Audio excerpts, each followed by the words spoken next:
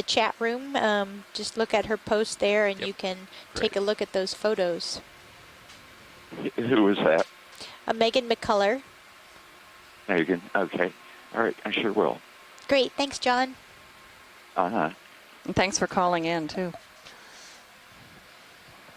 Well, if you're wondering why we haven't seen the bottom yet, we've been in a holding pattern, but now we are descending again. We're at 751 meters, heading towards the 870 mark we're looking for. So we appear to be doing okay. I've heard nothing otherwise.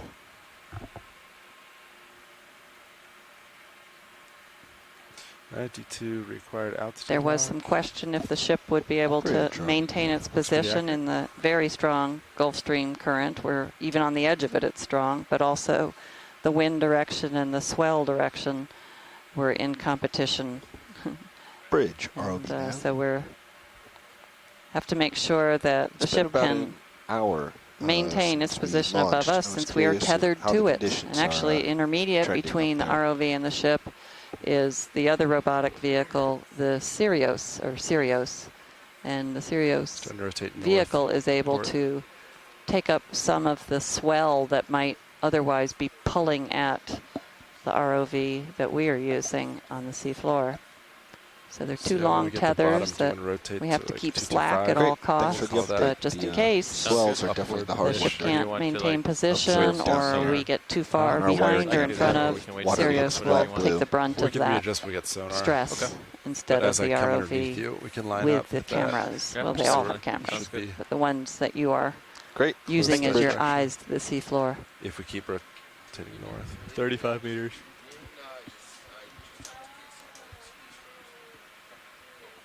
Copy that.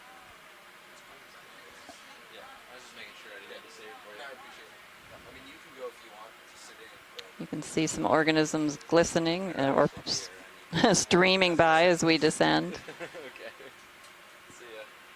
Periodically, we do what we call midwater dives, where we hold at one water depth and move through, what is it, 100 meters of distance? 10 minutes, that's right. And just document whatever is in the view. And our colleague Stephanie Bush is a great narrator for like those dives. Meters. We have one coming up in the next few days, but like 20 meters I hesitate to even mention what date. So with our ever-changing schedule. We stopped. The ship was transiting too, so we didn't want to see a lot of the particulate matter. Transit. It looks like it's streaming up, but of course we are streaming downward, and somebody's following with us. D2 sonar, 50 meters, Sirius. Right in the middle of the screen. Okay, I'm gonna hold interesting here how while you they're get maintaining 20 meters, our. and then I'll continue. Copy. I'm gonna go to about 30 altitude. I know that that cutlass fish has that type of silvery outer surface and behavior, but I don't think that they'd be this far off the bottom. Yeah, I want to go do that. And I think they'd be bigger. Do you know what those are? And let's rotate 225. Okay. And about 30 meters. We were hopeful that Stephanie might shed light on our observation there, but they of course disappeared as soon as she walked in. If you can't, don't fight it too hard. Paralapidid, would you like to tell us? Here's Stephanie. She's getting online. Stephanie Bush from the Smithsonian. Tilt it all the way back. Hey, yeah, I think, Leslie, you just introduced me, right? Start coming underneath Yes. you? Okay, I did. Just making sure. So, yeah, this is Stephanie. Those long, skinny, silvery fish that just seem like they're moving the very tip of their tail, those are called, or then their family Paralapididae. They're also called Barracuda. Down, looking back. I don't actually know, 20.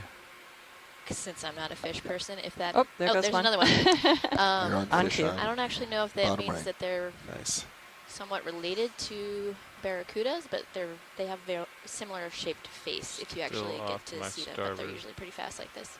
It looked like scalpels. I don't see you in the Titan. A lot of marine snow here, huh? It's pretty dense here. Yeah, off My to story should be It's hard about to tell. 90. Monsters are going down. You might and- want to Coming into describe marine Zeus here. snow as sort of interesting to Oh yeah. people. You're That off to it's the very side. important. Yeah. Yeah, marine snow is basically Maybe laterally. Yeah. Okay. dead and dying organisms and I'm gonna come to 90. fecal material from animals in the surface waters that slowly sinks down in the water column. And so you're always going to see it when you're looking in the water column. Further Right now along. we're in this area that's got a lot more dense material, Yep, there you are. dense marine snow than in some other places, which Nice. if you're trying to pick out the animals makes it a little bit more difficult, but also means there's potentially more food for those animals. So Wow. Get a good eye on that that's we're tether. seeing a Yeah, lot we're of making those tether, parallepidids. It's making quite a Yeah, I And a start- lot of that material is also likely to be sediment. And this far offshore, we're not talking about sand and clay-sized particles, I'm gonna or start to sand and clay that you might rotate find on counter. the beach, but the Okay. shell Go remains ahead, of I'll keep watching each other. microorganisms that Yep. live in the surface waters. And when they die, their shells slowly settle down to the deep sea and make up the bulk of what the deep marine sediments Tether looks um, good. are good. comprised of. And the very small microorganism fossils are actually carried to the deep sea by the marine snow. Altitude And 25. through we Delta call them 20. fecal pellets. 18 to Different 20. organisms have have sonar. different pellets, of course, and those pellets allow the Okay, very I can follow you up small to 45 if you'd like. particles Copy that. that have been ingested but not totally dissolved. Forward. They ride the fecal pellet down to the seabed. And then the fecal pellet degrades through time, especially in oxygen-rich waters. The organic material degrades, and those just not gonna shell move. pieces then are part of the sediment itself. All right. sonar out at 50 meters. Got you I at was trying 50 to and describe 45. There you go. parallepidids to All right, I'll take auto depth out, and you're Annie going to start coming and down. Fiona Okay. 15 meters per minute. in Copy. the dry lab. Great. And I Coming was down. trying to recreate I'll just try to how stay they center move on your screen. in Coming dance. down. It was Oh, had we very only special. made a I know, you video of missed out. that. Yes.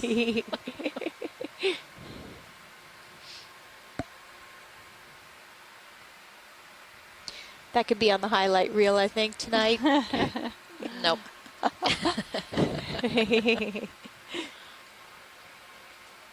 I mean, an actual parallipidid, yes, but not me. So we're Just getting hold for really just a second till that close. tether We're at gets- 854 Uh, meters. Feel free So to adjust as we're necessary. hoping to see the seafloor pretty soon. We can give it time to let it sink too if we need to. Okay.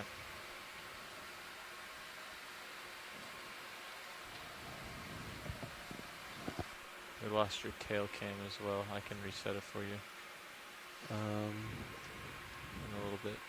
Yeah.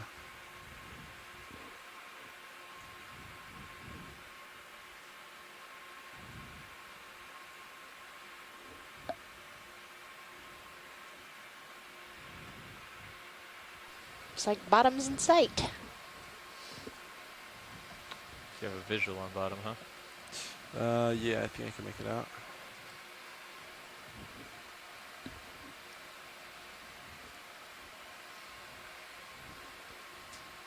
Slope looks good.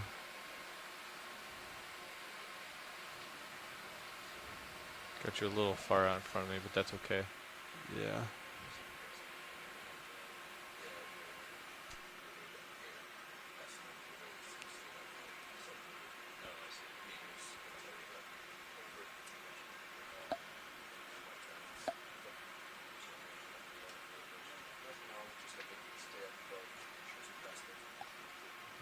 More fish.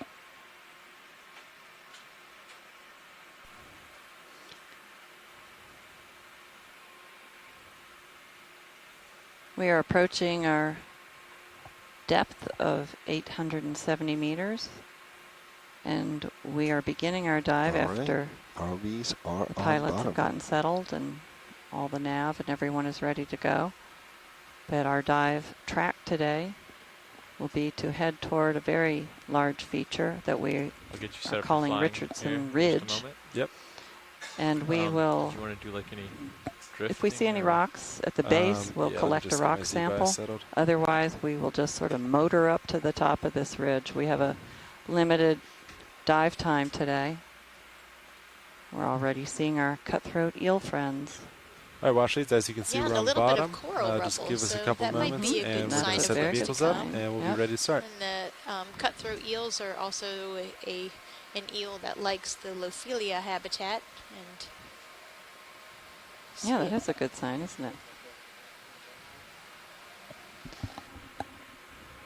But our plan is to rise up to the top of this ridge. It's about 110 meters in relief. We're expecting to see slopes ranging from, of course, low slope to 20 degrees to 40 degrees to maybe I don't even see too vertical in much slope. places. So that'll be exciting. We're Pushing slightly hoping away, to down slope. see if there are Oh, any sorry, rocks current. outcropping Bridge, which Robbie, provide the suitable So it's pushing you which substrate way? for these Just down organisms. slope. So right now And we're the on the vehicles are seabed on bottom. Okay. at so the base of the ridge. I'd like to set That'll be great a for the tether. And the final part of the dive will layout be plan will of be to traverse northeast. a knife-edged summit of the ridge And that is perhaps only move maybe your 20 center of meters in width. rotation to So that'll be east. exciting. Yeah, lots of coral rubble. This is very similar Okay. to the mounds that were under the Gulf Stream, You're, except that these are more covered up by the sediment. Yeah, It's bridge. like You can note it up there. maybe they're That's starting what to we're be watching. buried. Indicating. Yep. Actually, if Yeah. you look at HiPAC, let me zoom out for you. Bailout is sure anywhere, we'll get a anywhere closer kind of look at between some north point. and east. didn't expect to see so this heading more coral east rubble here. is I thought that easier we for the might see ship, some and slabs that's of fine with rock us. maybe, or Yeah, boy, wouldn't that be surprising if this whole ridge is actually a Exactly. modified coral mound. All right, I think Oh man, I I'm am so happy. bouncy. or if maybe Yeah, the thank you, Bridge. top edge, Jeez. that knife edge, Just is fly a little is higher a than lot of normal. high coral stand, and then it gets some of it gets knocked Mhm, over. knocked off and All right, watch leads. cascades down the We sidewall. are ready to begin the dive. Vehicles are set up So properly. there may just be enough So we're just going to rocky start to make ledges our way to support upslope. coral. If you see anything you'd like, just let us know. We'll get On the way zooms up. on it.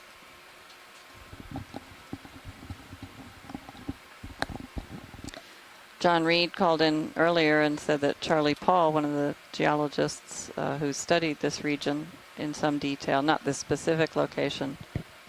That's very...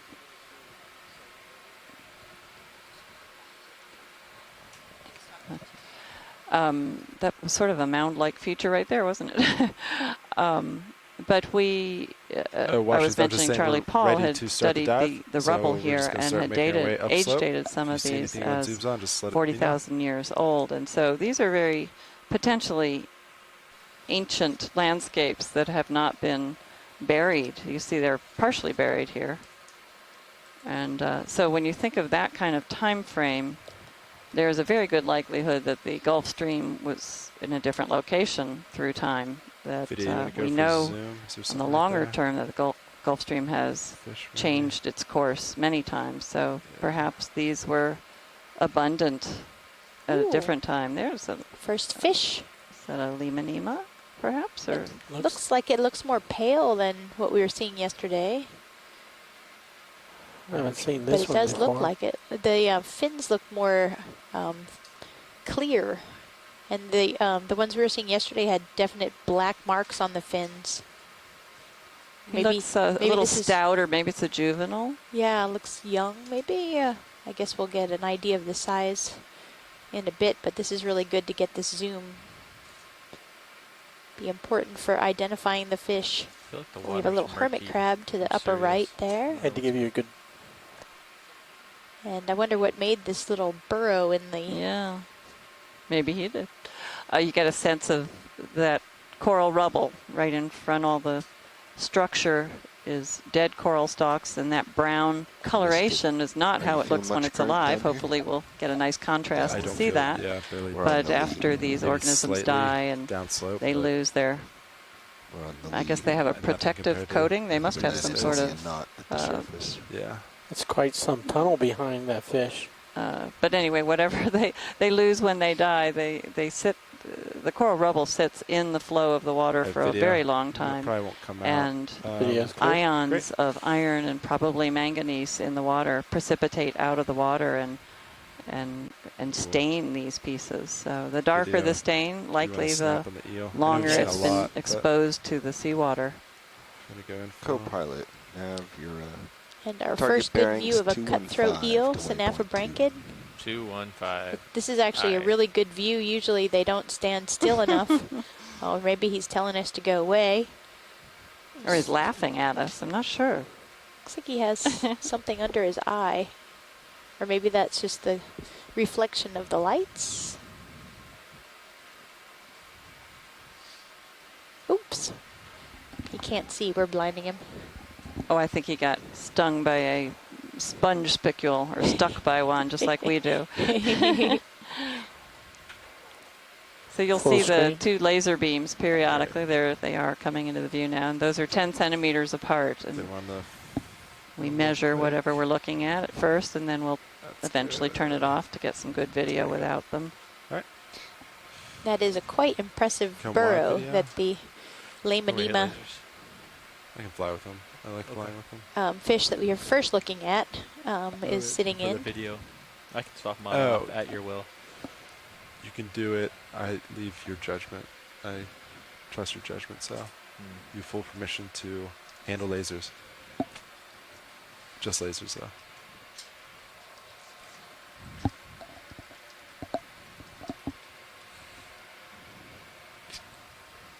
So our plan today, since we have a shorter amount of dive time, is to try to get to the top of this feature relatively quickly. So we're not going to I would say let's try to spend too much time doing many zooms and that kind of thing in hopes of making it to the top of the feature and being able to look around before our time is up on the bottom. I'll stay at the center with you. We do have a bit of extended dive time today as far as our leaving the bottom time. We have an extra 2 hours, so instead of 4 o'clock Eastern time, we'll be picking off the bottom, leaving the bottom at 6 o'clock, given that the conditions stay good enough that we can dive that long. If they get any worse, though, we might have to make a quick escape. So we're going to just be keeping an eye on the conditions as we proceed through this dive today. At 215 degrees, 0.2. And happy summer solstice. Yes. Longest day of the year, allowing us to stay here because there's so much sunlight at the bottom. Right. It makes all the difference to these guys. That's a good copy. Thank you, Bridge. Now, of course, at 870 meters, there is no light when we turn off our lights.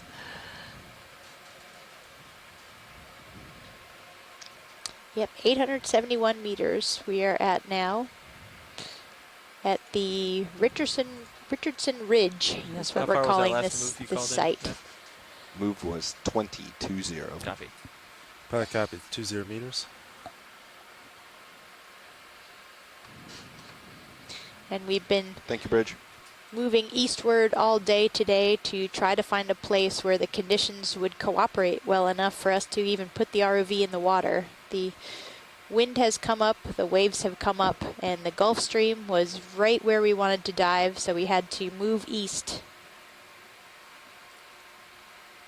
But this is quite an interesting feature that we were able to find, and really good multi-beam mapping over the site. So happy to see what this has in store for us. And speaking of multi-beam, happy Hydrography Day. Oh, that's right. Yes. That thing. Hydrography is the term we use for mapping and charting of navigable waters, but we often use it to describe any kind of seafloor mapping. Something coming up in Sirius's sonar. A little harder return, not quite on yours. Copy. It's probably this. Bring your sonar into 30. So we're still seeing coral rubble, but and you can remind it if I'm not mistaken, this is smaller fragments than what we were seeing mostly yesterday. This looks pretty old. See a white Doesn't look like a lot of in the top left of new Sirius. pieces of Every now and coral again, a white have line. settled here. It's a Otherwise, fish. they'd be more on top of this Are you talking about this guy right sediment Yeah, infilled further up where layer. you're pointing now. Yeah, This is the That's kind same of thing. substrate Tilt I think up, I that can was see if I can image preserved it. in the rock that It's we different from the found fish that was there. southern There's a lot of eels I see Stetson down Mesa. Looks longer. And it was Actually, let me clearly give him a well little bit more buried tether within here. the mound Mm-hmm. and just sticking out of the edge. Well, maybe we'll find another rock today. Okay, giving you a little bit more tether. Copy. I'm just gonna fly a little higher than normal for the beginning while I get used to this. Yep. Video, you want to come in something different here?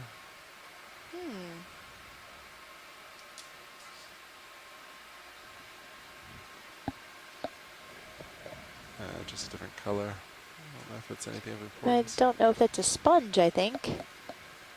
Is that a sponge impersonating Oh, a and a holothurian? little Galatheid squat lobster right below the sponge. Okay. And it looks like a little tiny piece of a stylosterid hydrocoral, the white coral that you see below the gray sponge. Video's clear. All right, good. Come wide.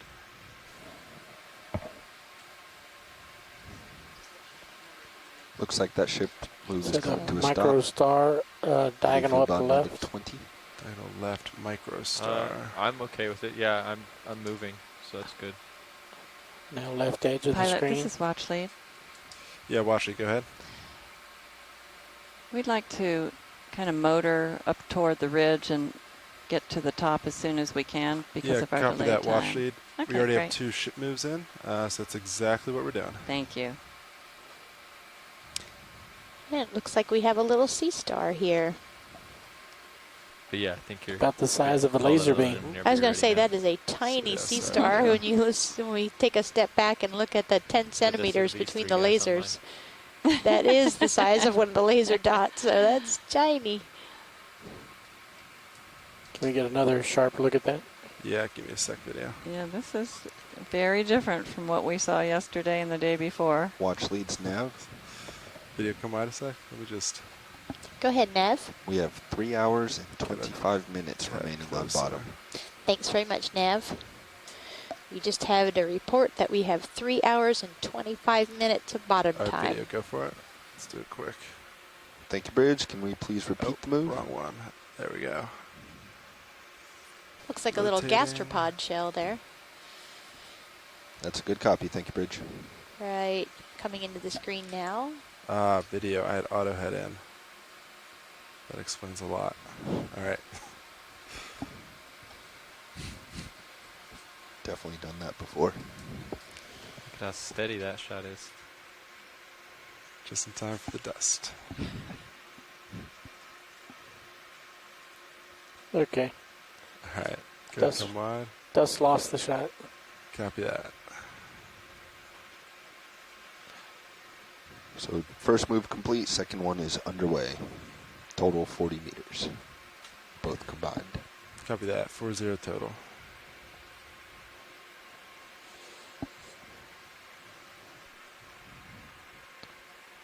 You are about 40 meters from contours squishing together. Copy.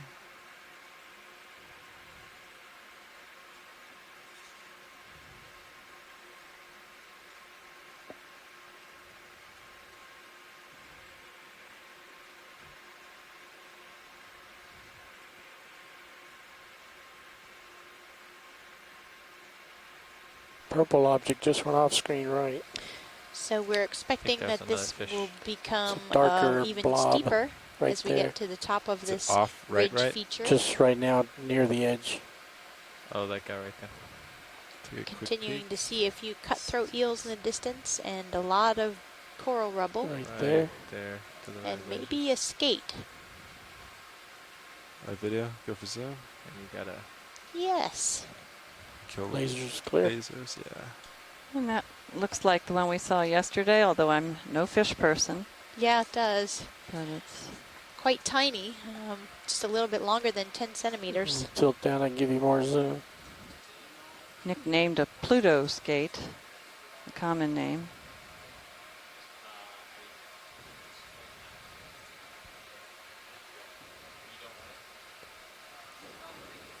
really nice shot of him. If we go up to his eye. Go for eye, copy.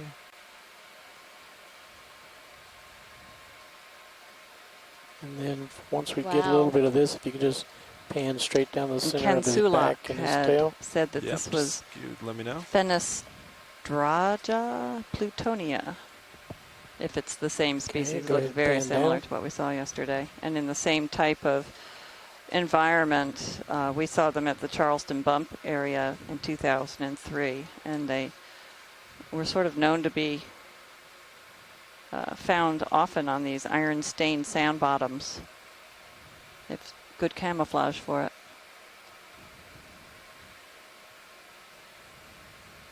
That's great, pilot. Thanks.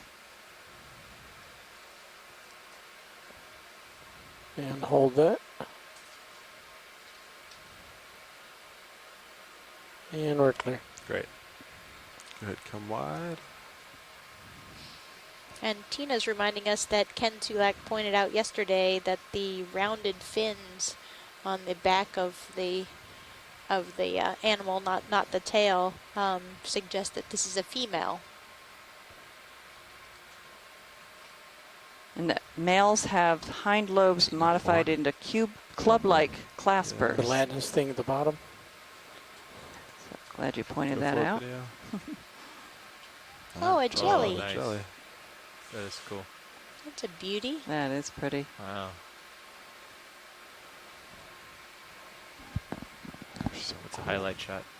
Wow. Mm-hmm.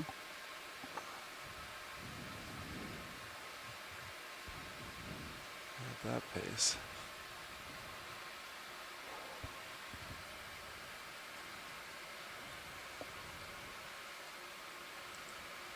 You want to try with those extra lights? It's up to you, pilot. Yeah, go for it.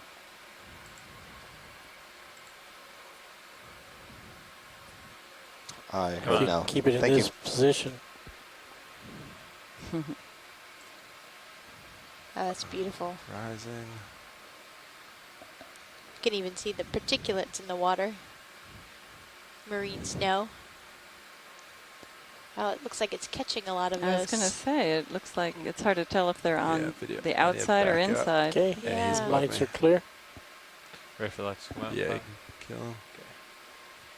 Thanks for that, pilot. All right, pilot. Let's Lasers get coming you out. moving out ahead. Yeah.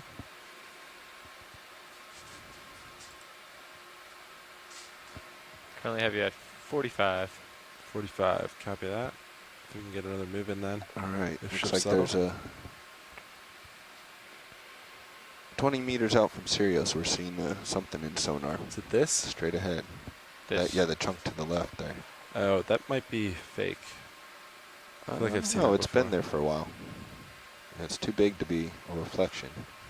So it's So a if whale. you lateral to port, Tilt up, I can You'll show you head further towards it. out.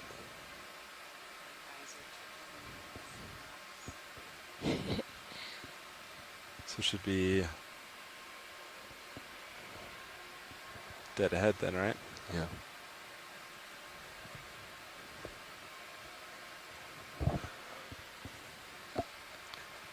I am ready for our move. Yep, I was just gonna say, let's do another 20. Bridge, Robbie Nav. You're coming quick to the end. Same move, Copy. please. Real quick. Yeah, I would just explore there if you can. Good copy.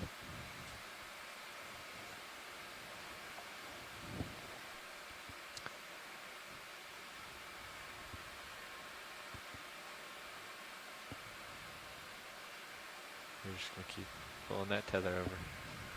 So I'm seeing I'm tether. wondering if the there, cutthroat eels are the seeing tether and inhabitants football of those on sonar. holes. There's not much else to live within or under in this area. Thank And you, we Bridge. haven't seen much else Your so far. arm is also drooping. I don't know if it makes any difference to you, though. Yeah, they're fine.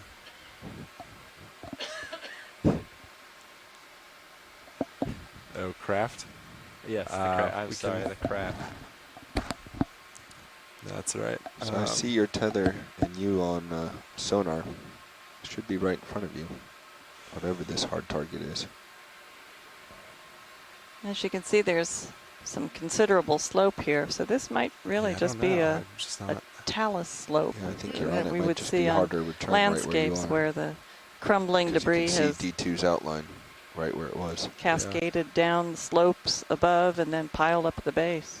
Some stuff near the left edge. Would not be very Different conducive than for everything coral else. if that's the case. For living coral. Strange. Do you want to snap it from here, video? Yep. If it's interesting, we can get closer.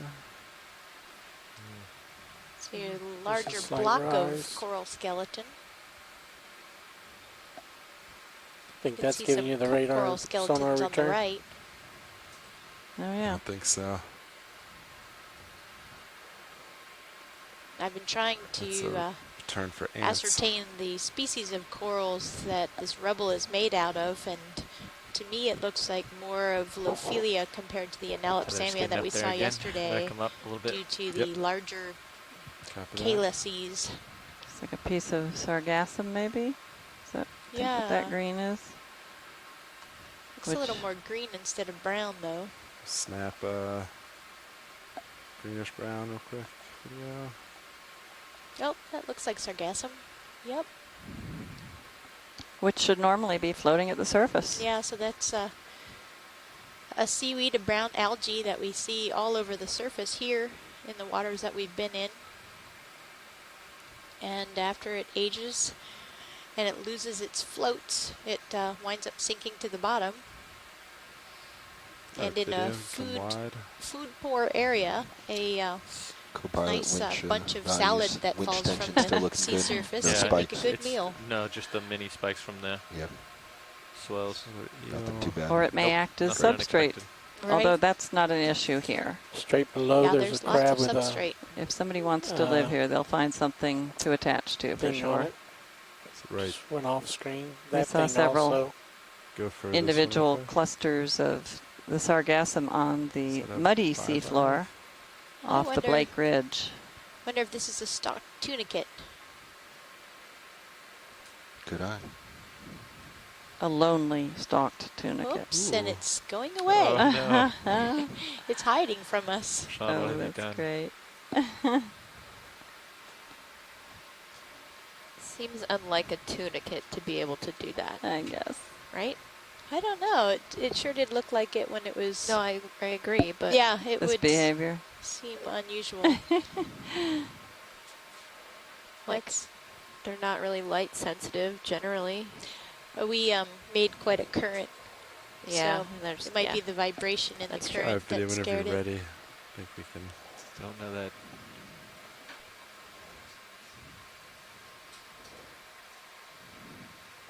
All right. Did you say crab too? Video. Yeah, straight back. Straight back. And we'll keep pushing. It was one of those fiddlers with an enemy on its back. Copy that. We'll try to get one next time. Is that a Go ahead. coral straight ahead? Center? You grab I lasers. think that's a real quick. great idea. Thanks for the reminder. We'd like our front row to introduce themselves. We could not be doing this without them. Hi everyone. Sitting in the front row today, sitting pilot is Sean Kennison, and I will let everyone else introduce themselves, starting to my left. At ROV Navigator, Bobby Moore. At co-pilot, Andy Lister. On the far right, Roland Bryan. And in the back, you've got Art Howard at video clipping. And we are all engineers and videographers from the Global Foundation for Ocean Exploration.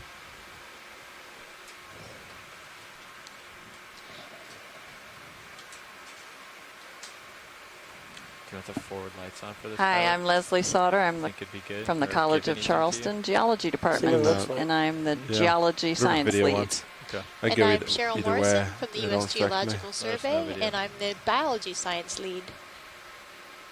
And I'm Stephanie Bush from the Smithsonian Institution National Museum of Natural History, and I'm the sample data manager on board. And we have a beautiful crinoid in our view now.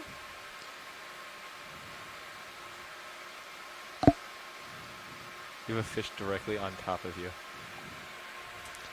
That's looking like another 20 complete on the bridge. Copy that. You guys ready for another? I'm ready. Yeah, I can push right after this, so we're good. This is easy terrain to Crinoids navigate. common name is feather star, and they're echinoderms, such as urchins and sea stars, like the tiny little sea star we saw earlier. And you can see the appendages at the base that are used to hold on to this substrate, which is composed of coral rubble.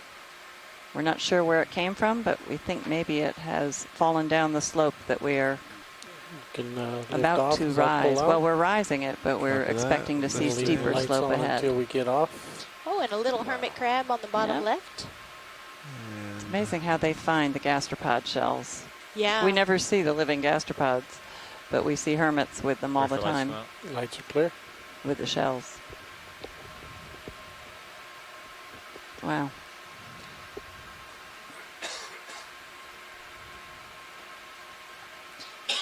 And Tina pointed out that she saw some white tubes that were behind the feather star, and those are serpulid worms.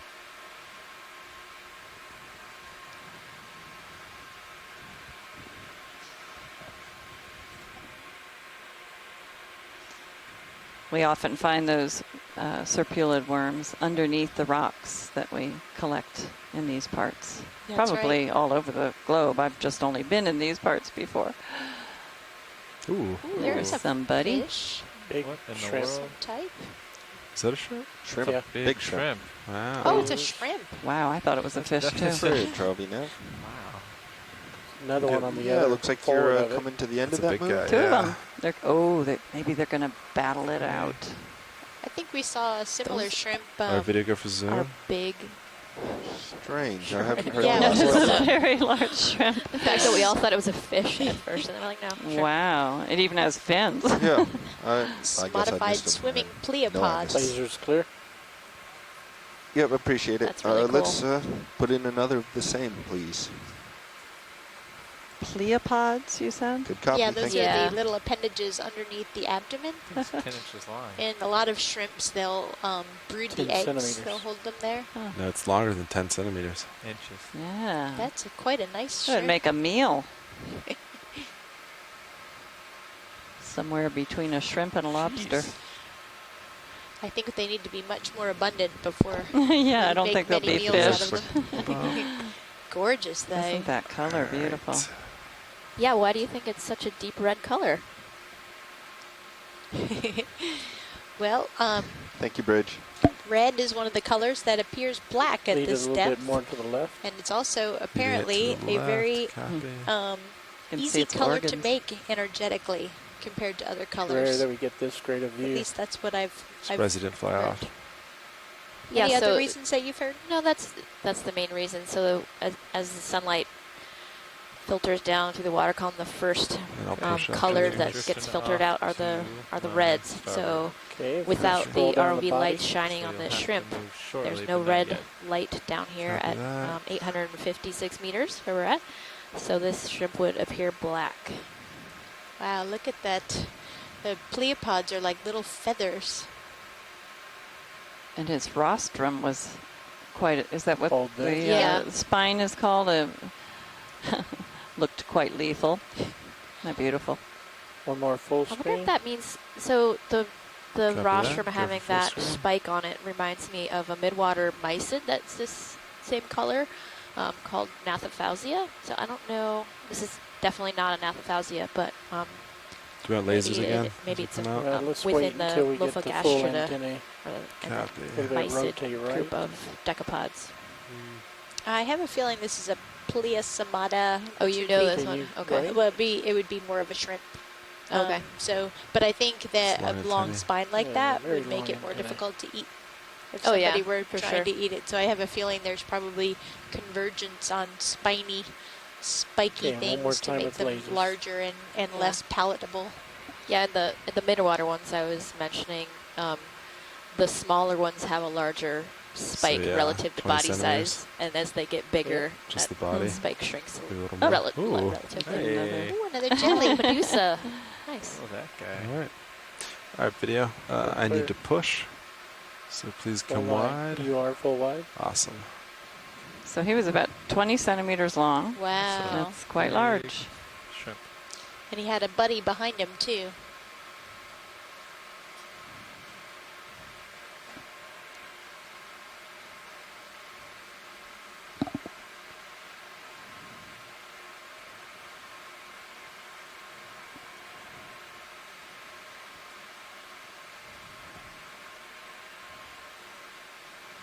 Another cutthroat eel or two.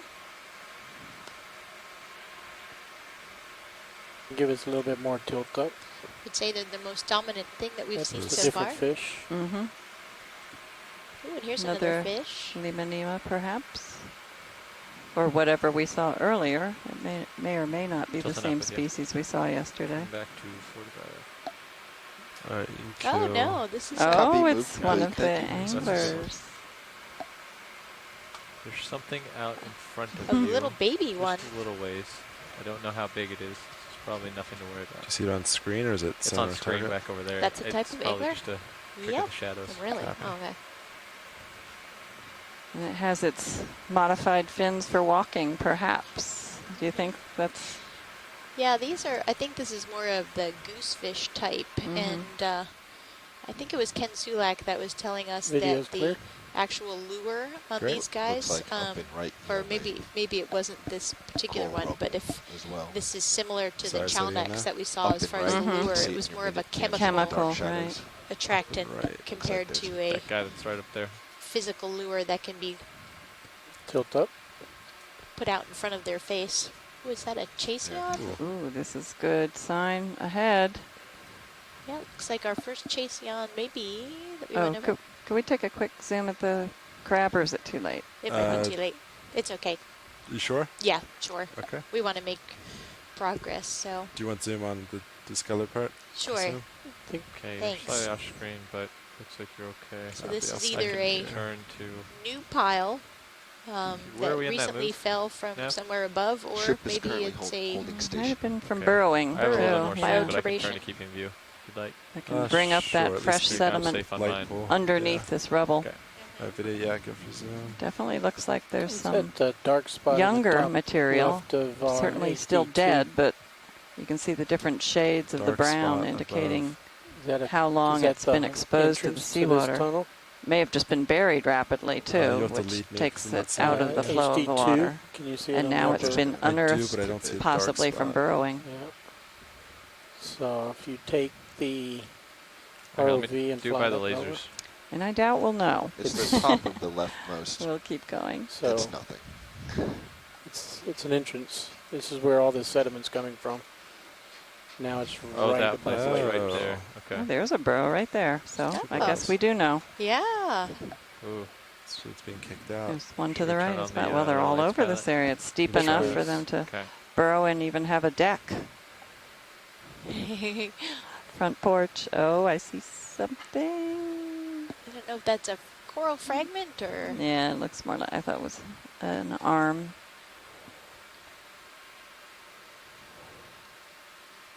I think we need to stay on track, getting uphill. Copy that. Copy that. We gotta get going. All right, video, whenever you're good. Turning lights out. Well, it might remain a Follow me mystery, back to 215. but there's a Yep. few more burrows up ahead.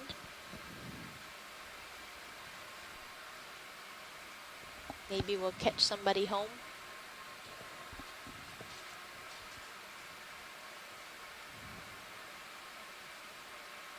Oh, our first octocoral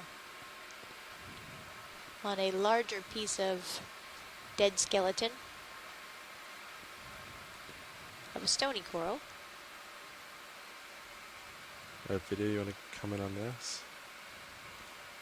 Know if that's the plumarella that we were seeing yesterday and the day before. Going for another move. Bridge, Robbie Nev. Repeat the move, please. Yeah, I think this is the first live coral That's that we've right. seen today. Slightly right. Slightly right.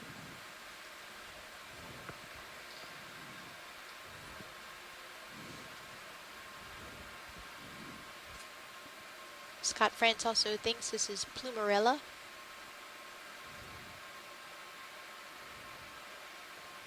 Going for full screen. Copy, move initiated. And it looks like there's a little hermit crab hanging on to. And maybe Get one the at the crab. base too. Not the base, but on the lower fronds. Oh yeah. There's 3 of them. Yeah, copy. Slight tilt down. Scott, were you there? Get the one at the bottom. Yeah, I was just, Darker sorry, I brown. didn't mean to talk over you. I was noting that on Darker the brown, there left we go. side Dark. of the skeleton, there's been several polyps that have been scraped off. It suggests something was abrading it or feeding Max on zoom. it. No, maybe it was the hermit crab. Yeah, it's got more hermit crabs than I remember seeing on any of these. And no brittle stars like we are accustomed to seeing. Okay. Yeah, I don't know that this So it looks Candidella, good. or excuse me, Whenever you're Primnoa, happy video. Clear. not Primnoa, Great. is it? Plumarella, commonly has ophiuroids on it. And Good then, question, but Cooper, I are you agree, lined I back up? don't remember seeing this Close many to it. hermit It's crabs on one still having colony. trouble fighting to turn. I'm at 220, but yeah, 215 is where we want to Well, that was an interesting find. Copy, I'll send a little more. Our There we first go. Yeah, I'm coral lined of the up right day. now. Great. Hopefully there are many more to come. And maybe that's why the hermit crabs are there. It's the only thing standing up in this area. Yeah. Oh, here's some more. Starting to increase our slope as well. Yeah, watch these. If you have any, This might we're be trying one to of move those as sort quick of as possible up here, but consolidated if you have any areas. specific zooms you want, just call them out, or else I'm just gonna kind of Has slowly some pass over them. Shelf-like Great. If we can substrate. zoom on this white White. coral and then the pink one after that. Thanks. Yep. And Right, it looks video, like we go for found our zoom. first live scleractinian coral maybe, and a different octocoral. And a pancake urchin at the top of the screen. I'm hoping this is our first bamboo coral. All right. You It can might kill be. lasers. And video, you can start to go for zoom. My guess is Lophelia, and that looks to be true.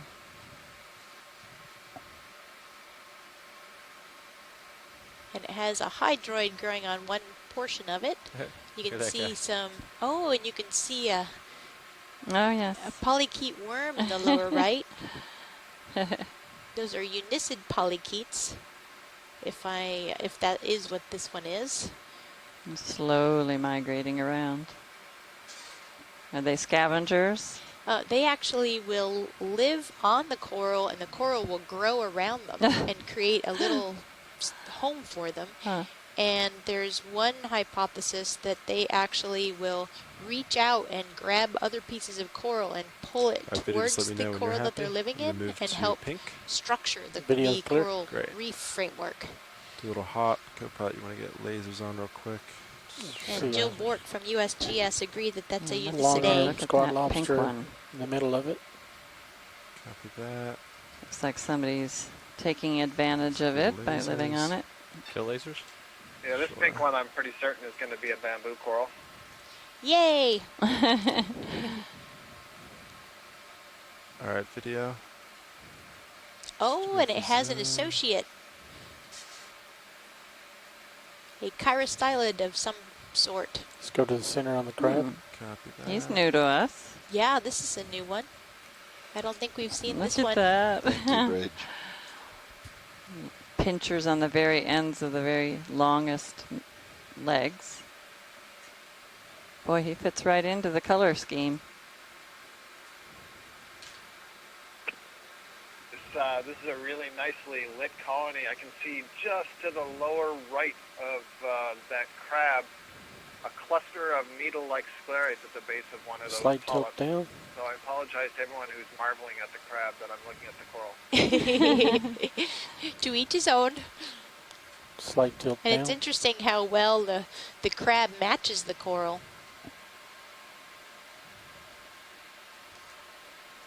Some camouflage. Gosh, what a beautiful scene. Holding. Can we kick on the extra lights? Copilot, initiate fog light protocol. Fog lights enabled. Yeah, so is this a gastroptychus? That's what I was thinking, and Andrea Quattrini was asking the same.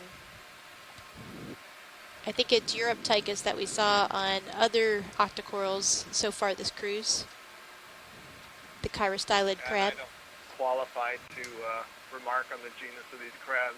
I do believe it's in the family Chirostylidea. I'd like to get one more tight on the crab with the lights on. I'm trying to identify whether this is a Keratoisis or a Jasonisis-like colony, and I'm going to stick with Keratoisis for now. Okay, great. So would this be similar to the ones we were seeing yesterday, or the day before yesterday, or is it a different species maybe?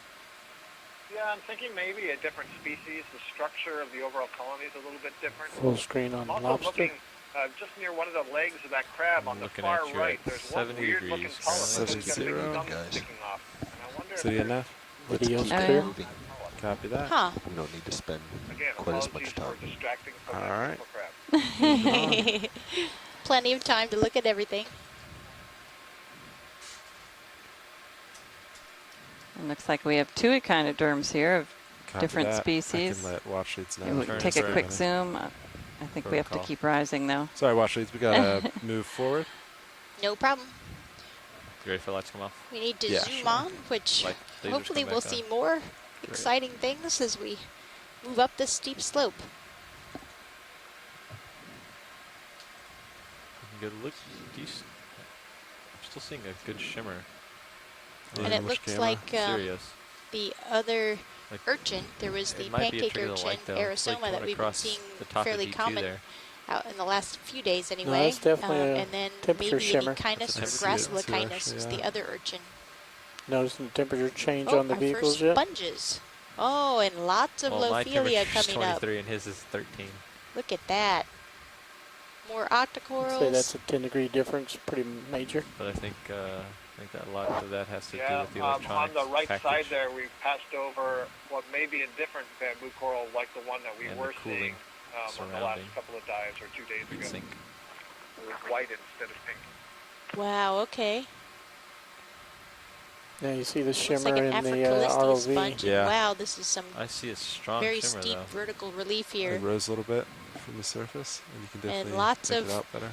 Dead coral skeleton probe says- and tips of live Yeah, pull up a Lophelia little bit. pertusa. Yeah, what's the CTD say?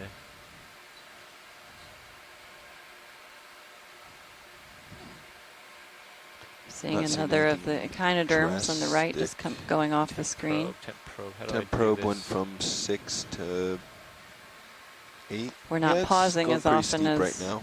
You're definitely hitting. we wish we had time for, but we want to get to the crest of this Changing very very steep quickly. ridge. Several degrees. But You're it's getting far out there. great to Right. see all these At the end living of the tether. coral. Just started We to just see should them move on it our on. dive. Yep. We do not. We're ready for one. Bridge on And now. Andrew Quattrini commented that some of these Same move, cutthroat please. eels might be Snapperbranchus All right, watch leads. We do coppii. have a moment. If there's anything you want zooms on, Great. just wait for the ship. So, Well, there's a Cheryl, nice. what do we think? Can this Yeah, let's zoom entire into ridge that. be Copy a huge that. coral mound, or is it coral growing video. on some Let me go underlying zoom. geology?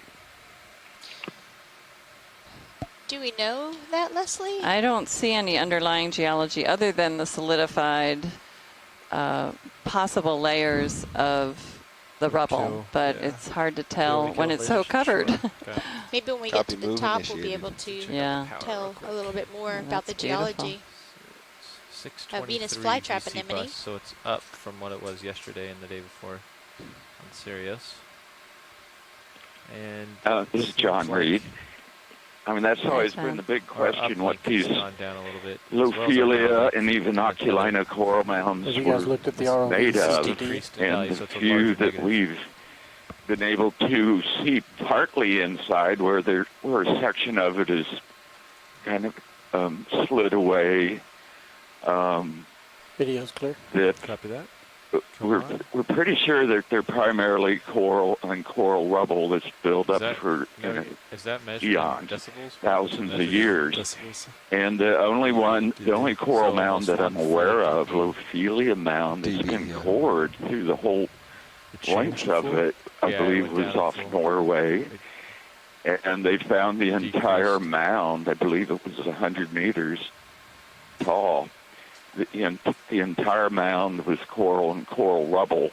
And the base of it, the base rock This. of the mound was at the very, very bottom, was about 1 million years old. Wow. Stunning, John. Thanks. It'd be really exciting to be able to core some of these mounds out. That would be awesome. Are those red ones like Anthomastus or Yeah. Pseudoanthomastus? Yeah. Maybe we could zoom into one of the red corals, or a quick zoom. We were seeing a lot of Pseudoanthomastus in the last few days, but I think there was also Anthomastus. You're about to go right over it. All right, video going for zoom. There. Unfortunately, Tina is no longer with us. She was the one who was able to tell the difference between those really easily. But she said it was the size of the zooids, I think, that. Oh, and we have a tail of somebody who's lurking behind the coral.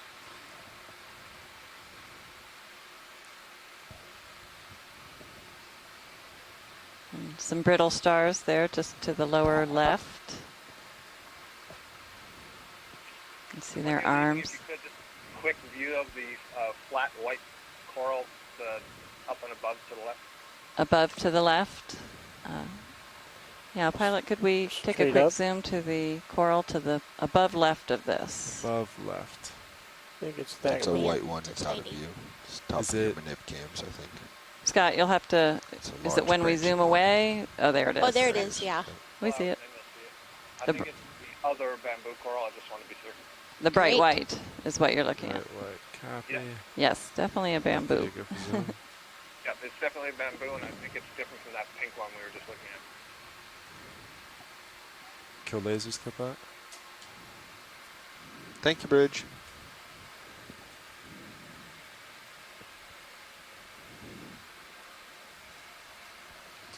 Beautiful. Fantastic, thank you. So that'll be good to compare to the pink one. And Leslie, I think this is the one that you were referring to that we had 2 dives ago that was fairly common, Keratoisis. So it looks like we have at least 2 different species of that here today. And you can really see those protein rings, proteinaceous rings.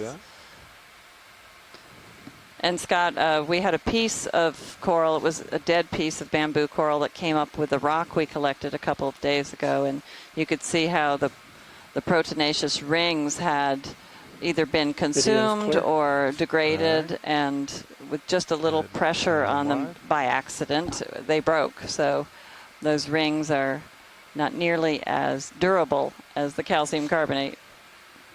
Right, and you said that it was dead, so I would imagine that over time the protein is going to be degrading faster than the calcareous internode. Can you get lights on, co-pilot? Or sorry, lasers. Mike Ford made a comment about the jelly that we saw a little while back, and it's Ropalamatid. Thank you. Thank you very much. You notice I didn't chime in.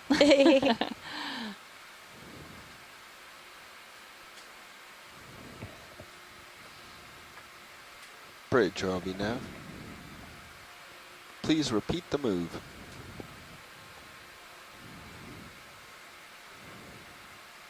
Yeah, and the places I'm used to diving. So Mike Ford was saying that Ropalamatid looked like maybe one in the genus Chrysota, maybe Chrysota alba, rather than a benthichodon.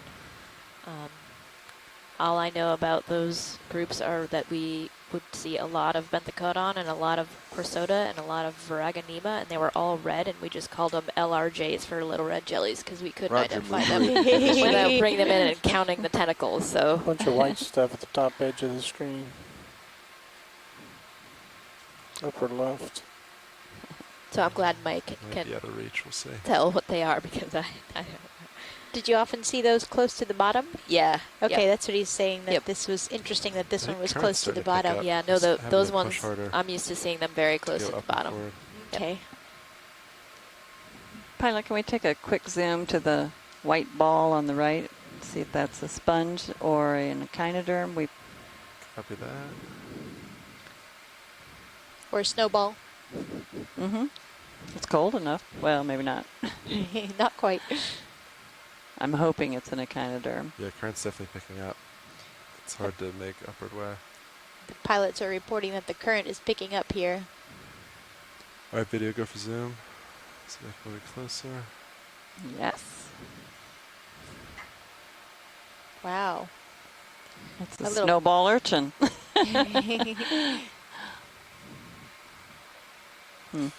Sorry, video, come partial. And Echinus and Gracilochinus are two of the urchin and a genera pencil urchin just to the left of it as well. that are found in this area. Just to the left and out of the screen. Video, come wide. There's Sideris and Eusideris are two of the pencil urchin genera. There's another crinoid on the right center. And another octocoral. Another beautiful octocoral.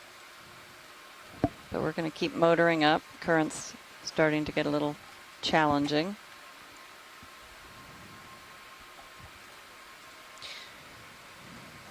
So one of the chat room folks yesterday commented that there's so much standing dead coral, and is that normal?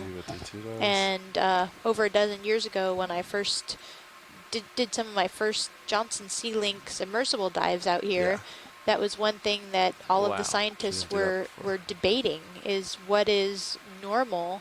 Does this reef look healthy, or is this is this an unusual state?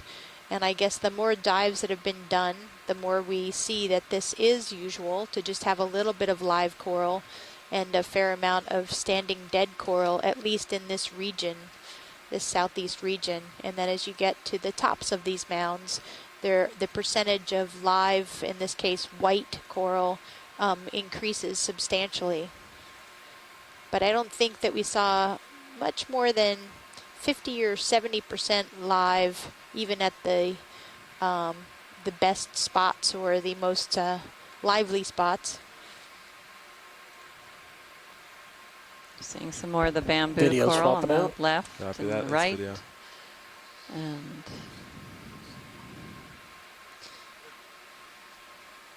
we can keep climbing.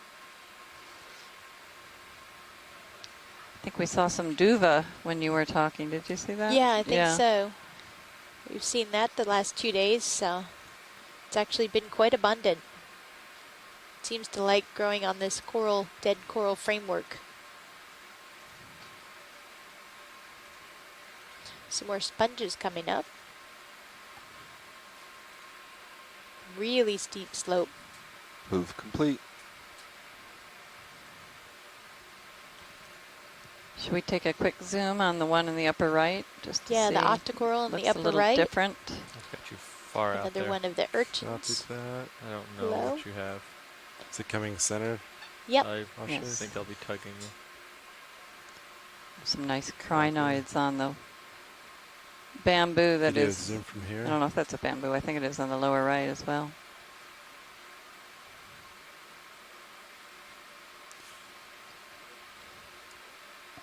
Yeah, come wide video, sorry.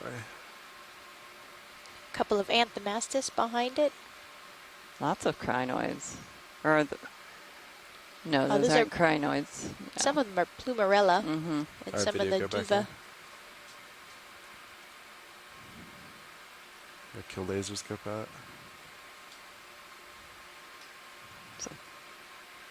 Anemone, some of the Anthomastus. Is that a cup coral on the lower branch? It might be. It looks thin at the base. Yeah.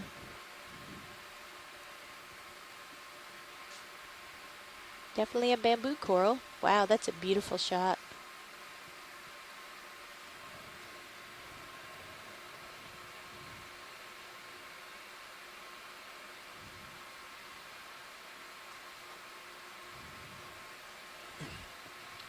Oh, and it looks like Scott Harris found an ID for that large red shrimp that we were looking at before.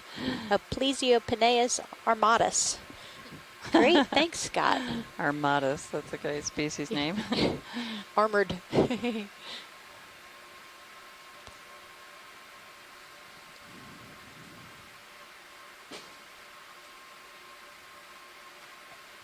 right, video, whenever you're happy, just let me know. Hello? Great. Hi. Who do we have on the line?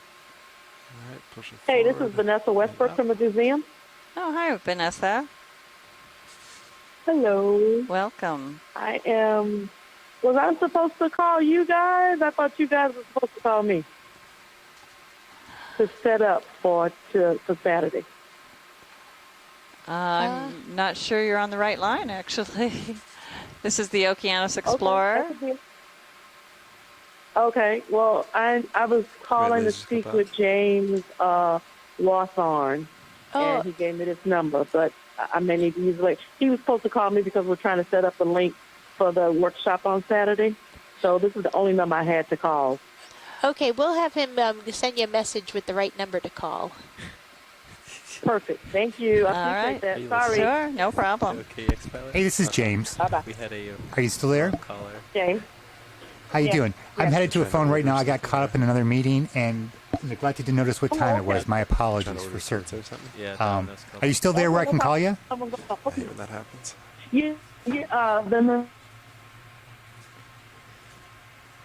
What was that? Can you hear me? Yes, I can. Okay. I said, call me on my cell number. Okay, I'll give you a call. It'll take me about 5 minutes to find an available telephone, and I will call you right now. Okay, thank you. Thank you. I appreciate your patience. Sorry, Brian.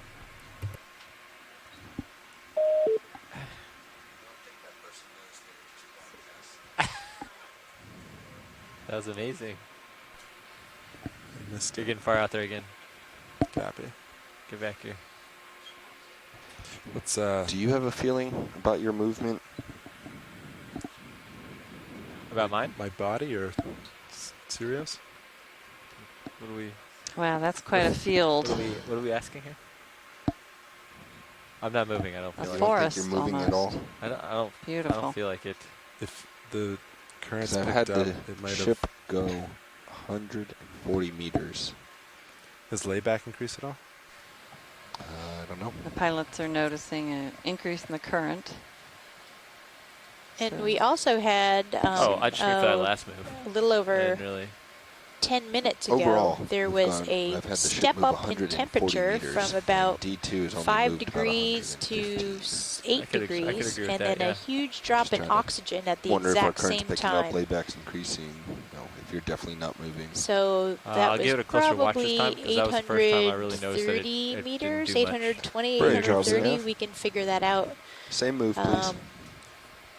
Back calculating, but That's the one. they noticed a shimmer in the video when we went through the different layer.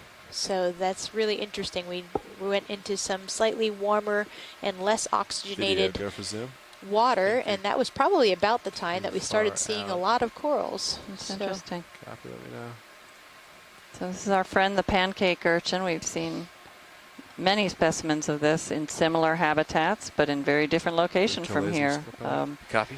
The last 2 days of our dives, Move we in eye. were under the Gulf Stream.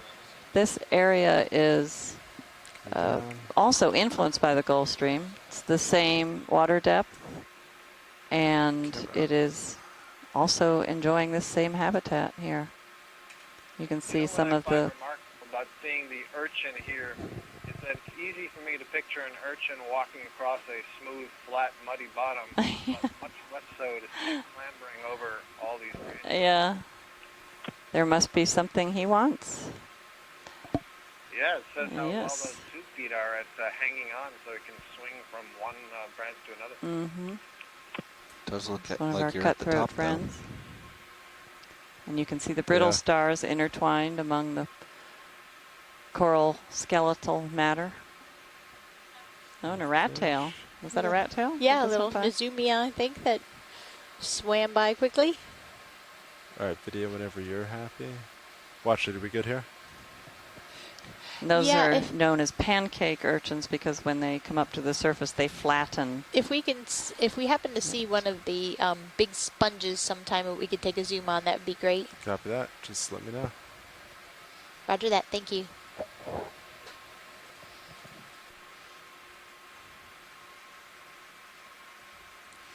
Co-pilot, lasers, please.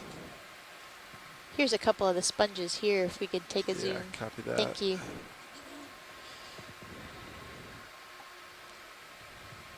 So Joanna Xavier noted that we have seen quite a few of these glass sponges, and we haven't taken a good look at them yet. Video coming partial. We've seen kind of clusters of them here and there. This looks like 2 different types, and the one on the right has some squat lobsters on it. It's like Munidopsis to me from afar. But all right, video, you can go ahead and take it. We'll go to the left one first.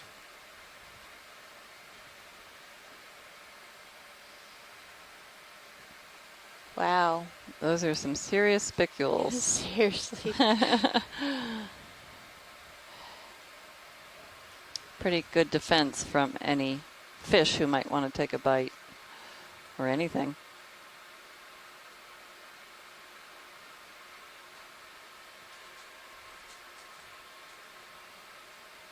We're looking into the osculum, which is where the water exhales. Comes in the smaller pores that you can see through on the inside view here, you can see them. It's a filter feeder, correct? Mm-hmm. Yeah.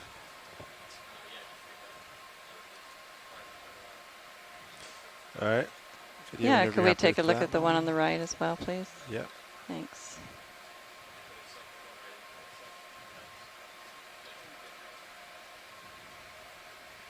All right, video, you can go back in for it. Tilting up. Wow. Beautiful squat lobsters. Are you still feeling a lot of current there? Yeah, that's about how it was. Okay. Pretty much just downslope. I told Josh it was like a half knot or so, because you were flying. Yeah, I just pushed pretty hard to get through it. Also, there's a big, like relative to what it was, it's a big jump. And we have a duva on the right. What's the species name for that? Duva florida. The fleshy kind of coral on the right. Great, thank you, video. All right, video. Several cup corals, the yellow Anything else individuals. You need to take it, and then we'll keep moving. And another pseudoanthemaster. Were those guys coming in to take over? They're going to be. He wanted to see what the current was to see if Fernando wanted to. All right, you happy, video? Yes, that's great. Bridge Thank might you. be Let's calling you, I'm not sure. keep on rising. There's a test of an urchin on the left. Oh, yeah, there it don't is. see that very often. No. Roger, move is complete.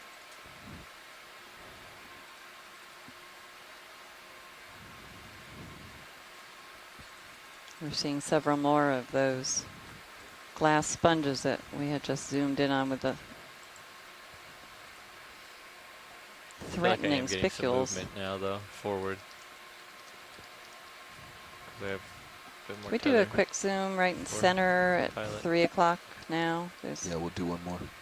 Oh, definitely, something yeah. on the right there. It is Ready, now Charlie, now? center screen. Yeah. Yes, can we repeat the move we've been doing this whole time? 20 meters, bearing 215 degrees, video, go 0.2. You got those lights on? Some stills? Well, so coordinate with video. crinoid on the top of a On the sponge. top of a Lights on, sponge, fog that's lights funny. video. Good copy, thank you. With a plumarella at its base. Oh, my goodness. Video, And do you want fog lights on? something behind it. Is that a shrimp behind it, too? Okay, coming on.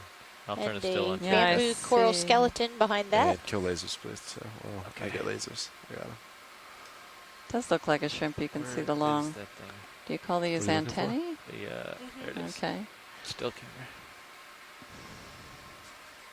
What is that, March or 12? Yeah, 12, I can't control it from over here. Oh, that looks good.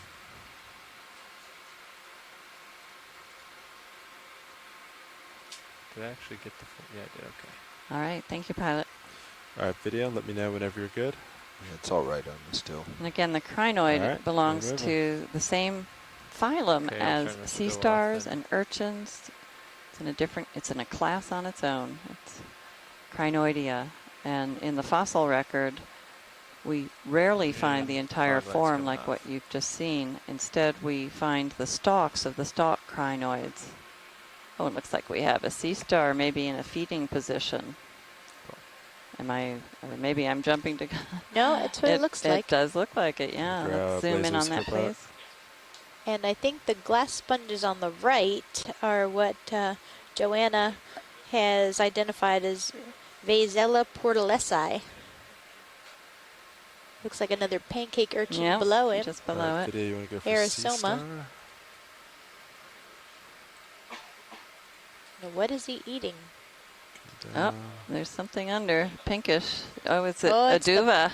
You think it's a duva? Or is it, this piece looks like plumarella over here. Or it could be a combination. Yeah, I was looking more on the other part. And this up here is plumarella also, so. You might be holding on to the plumarella. That could be. Yeah, it's hard to say. This might be a good one looks for like fog lights. Right below him is a contracted Video, you want fog lights? Oh, yeah. And yesterday we saw several. One up. There you go. Oh gosh, now I've forgotten what the genus is. And Chris Ma, maybe he'll join us on the line if we stall long enough. He'll appear magically online. Sending out the sea star bat call. Yep.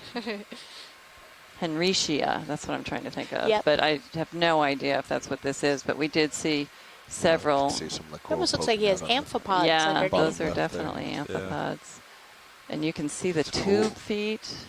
It's a great view. That's cool. Bunch of them down below as well. Yeah. I wonder if the white part is actually his stomach. And there's a crinoid on the right there. It almost looks like it's attached to the sea star, but I think it's holding on to the plumarella. Is that? Yeah. Yeah.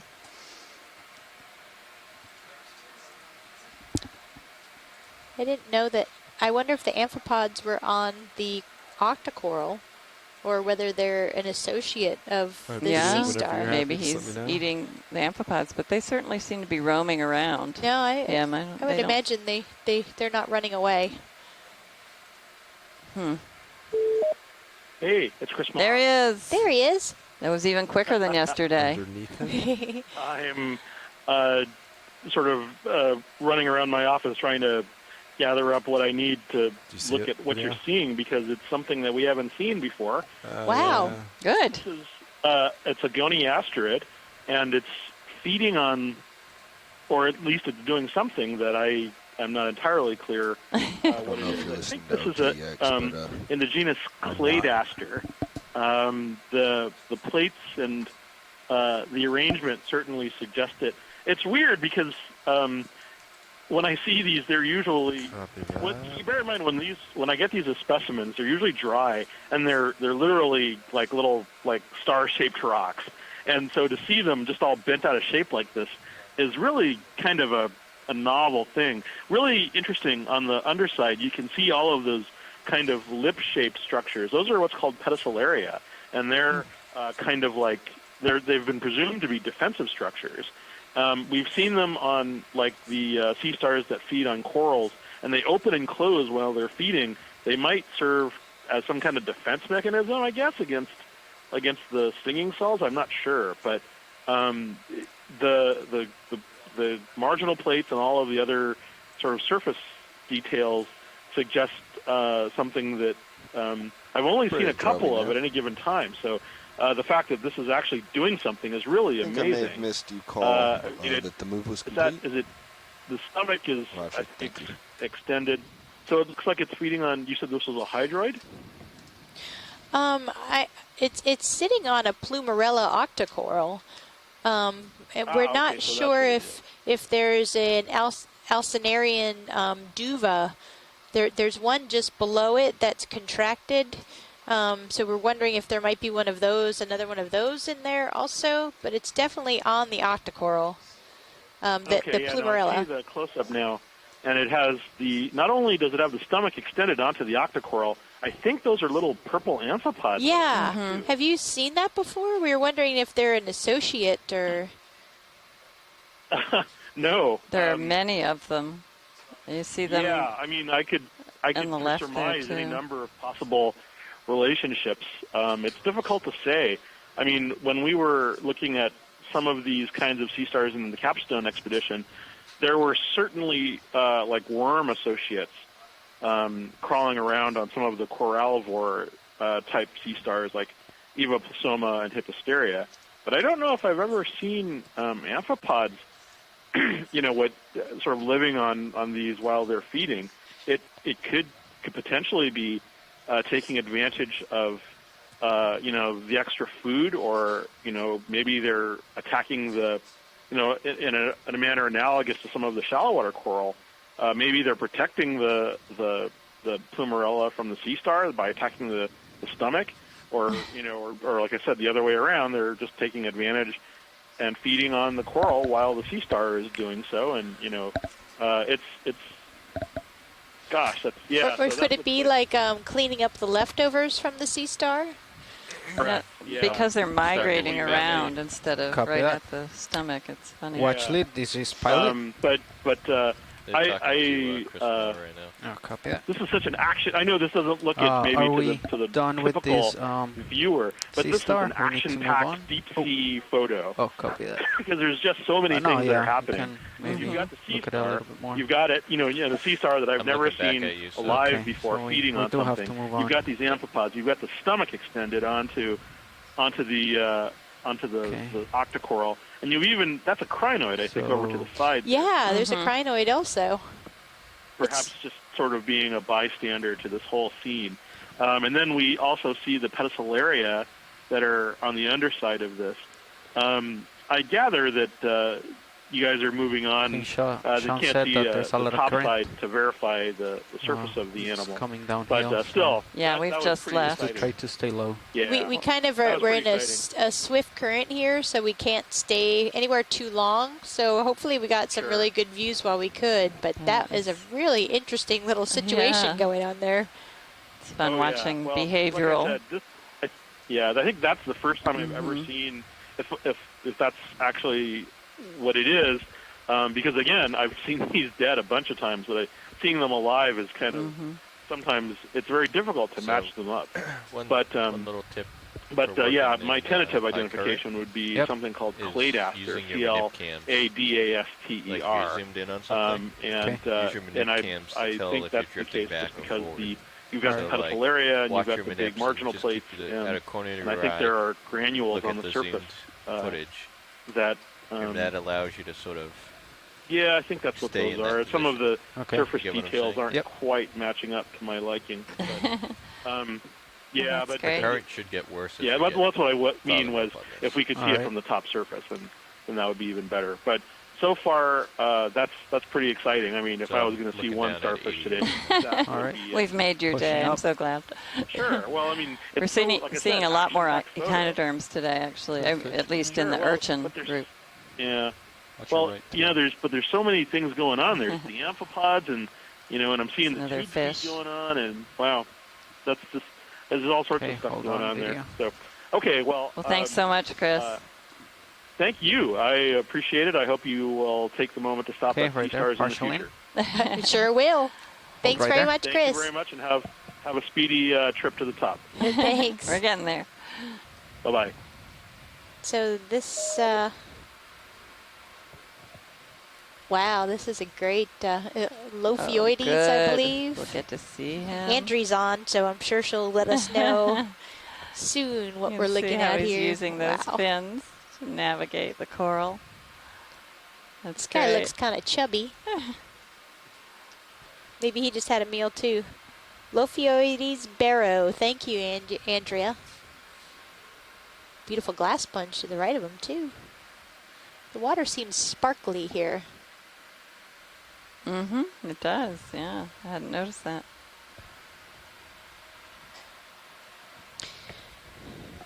Pilots, could we zoom in right at the front of this fish to look at the lure? Video. Thank you.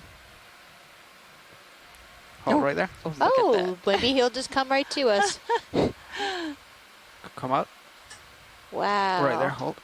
Look at him reaching down. That's wonderful. Wasn't exactly the smoothest landing.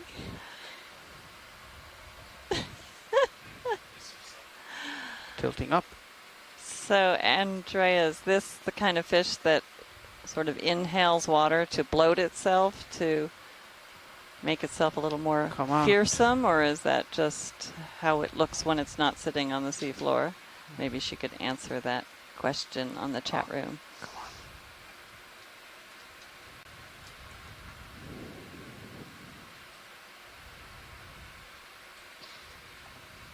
Got a crinoid sitting on top of a scleractinian, and that actually looks a bit more like an Alcianaceae to me from afar, but... Should we take a zoom? Quick zoom? Yeah, pilots have... Yep, go ahead, video. Quick zoom on the crinoid and the coral underneath. Oh, that might be Lophelia. Hold right there. Very regular branched. So you might have to, as we move into the different currents, you might have to adjust your Z bias, or leave it the same, and you're just going to have to fight it, because the current will come down on Someone in the chat room, correct me if I'm wrong, that these appendages at the base that they use as clasping arms are cirri. Is that the name, the proper term? Oh, here comes our fish again. Look at that.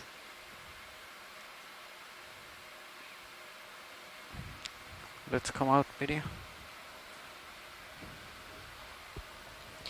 Lophioides barrow.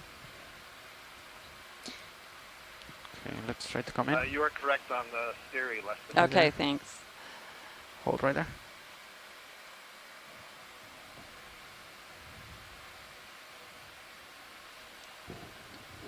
Mr. Josh, if you look at high pack. It's got a bit of a beard growing. Good. Bobby was saying the plan is get to the top and then maybe just peer out each other length, see what this ridge looks like, see if change in life or anything because of the current coming up this. Okay, come in. So just gonna reach over, look here, and then we'll head up that way. Hold right there. Great shot of the...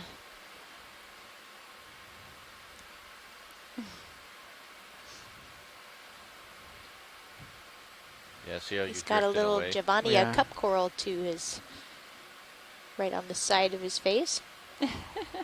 Our left, his right, his or her right.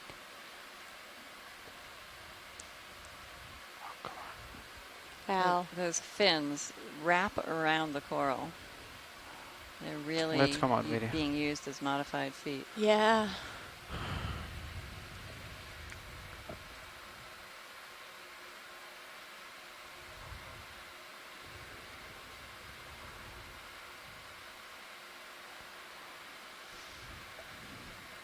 All right. Oh, that was great. Thank you. Okay, let's try to keep going.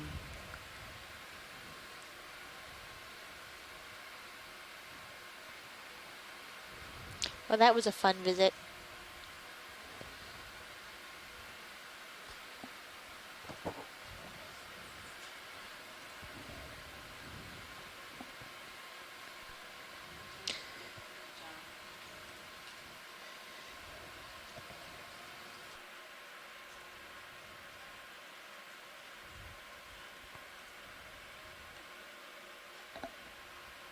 Ooh, this looks like a different coral, right? The off-white one, left of center. And there's a couple of them.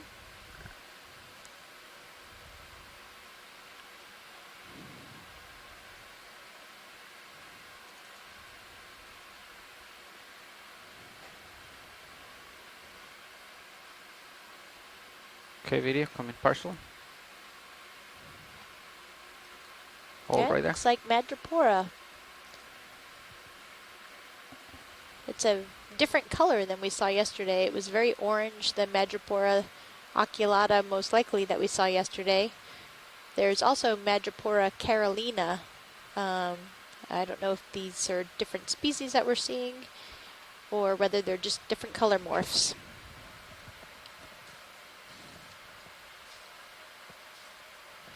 So there's been some discussion in the chat room about the Alcianacean coral. We've been calling it Duva.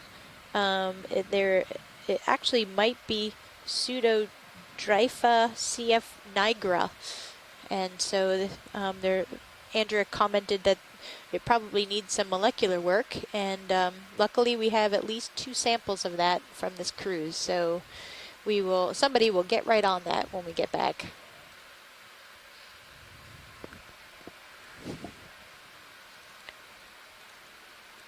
Oh, and it looks like there might be a Anthomastus growing on the back of this Madrepora.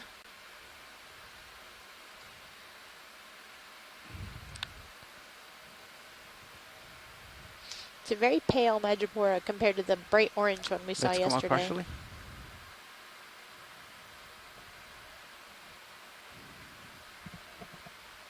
Do corals, where do deep sea corals get their colors? Do they get it from what they're feeding on? Or is it like some, I don't know if that's really known, and it's probably different for like black corals than it is for scleractinian corals. Yeah, we saw an Alcianaceae. Do you want another zoom on that same coral? Watch lead. No, I think we're good, thank you. Okay. So in this case, what's better to try to, because like if there's no hard surface, so I cannot just plant a toe. So, but I mean, sometimes you might get a clearing where you can get a toe in, but you want to sort of, you're gonna like hover around. You got the current coming right at your head, right? So, yep. And you need to push ahead a little bit here. Okay. So you got to pay attention on Sirius view, and you got to pay attention to your manip cams where you go, because you can very quickly end up way on the other side, all over the place. Another Chaucian and when you go in for a zoom, out of the picture. Generally, crab. what I do is I get in relatively close. The second one we've seen here. Get sort of calibrated on how much forward and lateral thrust I need. Yeah. Try to keep my head into the current. Yeah. That makes it easier. Okay. Otherwise, if you're broadside, it'll try to rotate you. Before I was discussing areas that have about 50% coral live cover of coral, and then once it's zoomed, I'm looking at the manip I would cams, say that we're back, there. Just add a little bit of more forward thrust. This is a beautiful spot. A little bit more until I stop moving back, and then if I want to come back in, I'll just add a little bit more there. And you're just trying to find that like balance. We're at a water depth now of 785 and when you're coming head on meters, into the current, you can definitely covered some vertical distance. Something, here's the edge. I didn't make note of what the depth was when we actually touched down. Was it? Yes, I would expect 870. Yeah, it was 870. So you might see a big increase just as you come over the top of this. Might be like a wind blowing right 85 meters of vertical we've covered. We must be getting close to the top, I believe. Mm-hmm. Wow, look at that. Is the next waypoint selected, or? I can select it for you here. Oh, we're right there. Okay. Yeah, so basically... So we want to turn? We'll get to the top. That's like 55% coverage right there. Yeah, it might be. Okay. It's always hard to judge. Right. If something happens with the ship, or if you can't hold on to the current... Go ahead, watch lead. Yep. Just turn to starboard. Oh, it looks like we're seeing some more Madrepora up here. And just let the current take you out. Just approaching There's another Chaucian about just left of center. Oh, yeah. Pilots, watch one. Go ahead. Could we zoom on that crab below? It's on the left-hand side right now. Sure. You can see that we have gotten to the top of the ridge. I'm going to turn and face you. Copy. And the Chaucian, the golden crab, is sitting right below a colony of Madrepora, which looks like it kind of fell over a little bit. Maybe got knocked over in the current. And that is more the normal color, or what you were seeing the other day, a little bit? I've or even seen this it, is lighter than what this, you This is lighter. Oh, okay. And what we saw the other day was a little more common. Okay. But yeah, I don't know okay, go ahead, video. If that's enough of a difference that it would be Hold substantial for the identification. Right, and that's why I was asking you if it's known how these deep sea corals are getting their color. You know, is Is there variability in that? There's definitely variability. There's within a species. Within a species. Okay. There's Lophelia, which is kind of red or orange looking. Okay. And the genetics hasn't shown it to be Coming any a little different. bit closer. That's good. So, Okay. Well, and if you can get in on his Hold right feeding apparatus, yeah, that'd be great. A few Sorry, cup Cheryl. corals around there. What did you call this little orangey yellow cup coral? I think those are Bathopsamia. Oh, I thought you. Okay.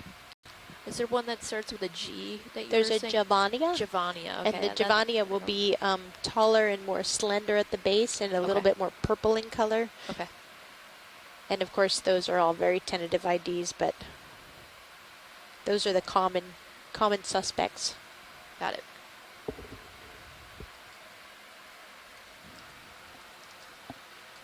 That's great. Pilot, thank you. Okay, let's come out video when you're ready. It's also interesting, this So you got it. Madrepora, we didn't see it yesterday until we were close to the top of the ridge also. Okay, so So this seems to be going. one that likes the higher flow, or the conditions that it requires are And ideal. All of the white coral is Lophelia at this point. That's the only thing I've seen so far Okay, here so we is haven't seen the Lophelia. other species. Have not seen an Alcianaceae Look how here. pretty that is. Top right, Yeah, it's gorgeous. Top right. Oh, I see it. Okay. Mm. I think. Yeah. Could be a sponge. And we see another sea star. Could we take a quick zoom on that? Similar to the previous, at least in its position. Can you come again, Dry Lab? The fish Where? on left side, just going off screen. Oh, yeah, let's go for the fish first. Sorry to distract you. Okay, got that. Roger, thanks. Okay. So Partial we in. have the coral hake Lamanema here. Hold right there. And so, yeah, we were just talking about the structure of these corals, and you get to the top of a ridge like this, and it's amazing how how much diversity exists within the coral framework that is built here by these scleractinian corals. We've seen that again and again the last few days when we get to the top of these mounds, and as we were discussing previously, these entire structures might be formed over millennia by these corals, and you look at the structure that they create and all of the diversity that the coral habitat supports. It's just fairly amazing. Okay. Hold on 1 second. All right, let's come in partially. Hold right there. It's also important to note that we've seen the same pattern the last 3 days in different types of mounds in slightly different regions, but we see dead coral making up the flanks of these mounds, and then when we get to the top, we see a lot of live coral and a lot more diversity.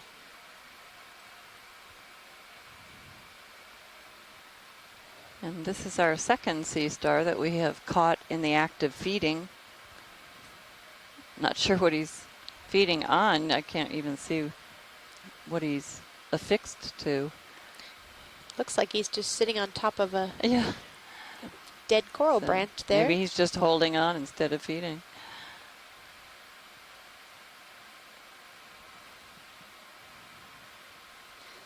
This looks like a different species of sea star to me, at least from afar. Although he does have those goniasterid types of plates along the arms. A little bit more. He might be in the same group. Right We're there. hoping that Chris Ma is hearing our call.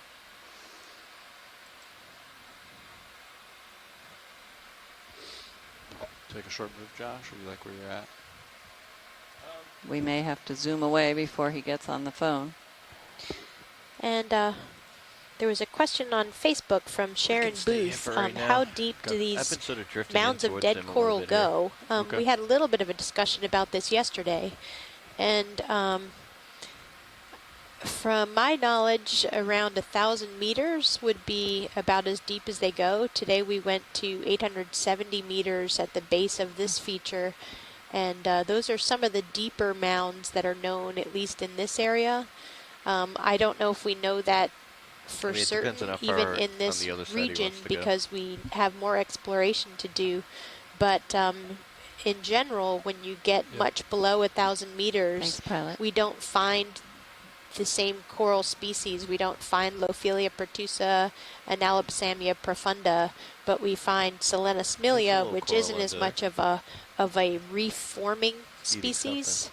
So I believe, to my knowledge, it would be somewhere around 1,000 meters. But if anybody's on the line and can correct me, please do. It looks like possibly like Plumerella branches sticking out between the arms. And that's what he was eating the last time. Or at least on top of, and now this definitely suggests he's eating it.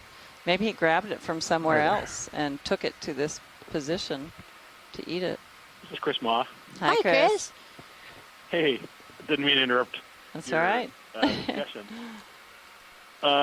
So it's definitely the same thing that we saw earlier. Okay, it looks a little darker, but... Oh, yeah, no, it's, I mean, there's some variation, to be sure. It has the same form of marginal plate. Yeah, right. And there's definitely the pedicelaria covering it. I'm going to amend my identification from earlier. I think I was calling it cladaster. This might be something even more rarely known called Gilbert taster, which I think I've only ever seen. I had to reassign it from a poorly known species, Gilbertaster caribia, well, it used to be called Hippisteria caribia, and I reassigned it to Gilbertaster only a couple of years ago. But yeah, the surface is covered with these pedicelaria. Those are all of those kind of lip-shaped structures that are on the surface. And these are related to those. They're, by my reckoning, these are hippasturines. They're the same kind of sea stars that we were seeing in the Pacific that feed on corals, so Evoplasoma and Hippisteria. And are we good with these, they aren't very well known. I thought we saw one in the Pacific around Hawaii. Yeah, that's good. But could you zoom to the right? Sorry, there's a... Atlantic is a little different, so I didn't recognize it immediately. But the fact that it's consistently feeding on Plumerella is really interesting. Yeah. But that you were talking earlier about how these ecosystems support a diversity of life, and here's another, level to that. You have a, an echinoderm, a sea star that is kind of jumping around and feeding on them selectively, changing the community structure and all of that sort of good stuff. So now that you guys are at the top, and the same, which is southwest. That is really amazing. This is something that whether it was what I saw before or what I saw today, this is the first time we're seeing this starfish. We're going to go down the other side. Awesome. So today is a novel discovery and everybody's watching. So. Yay!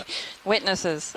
Witnesses to the banquet, Sea Star Banquet. I mean, it's easy for the ship to start coming ahead. All sorts of big Sea Star action day, so I'm chalking this up to a win.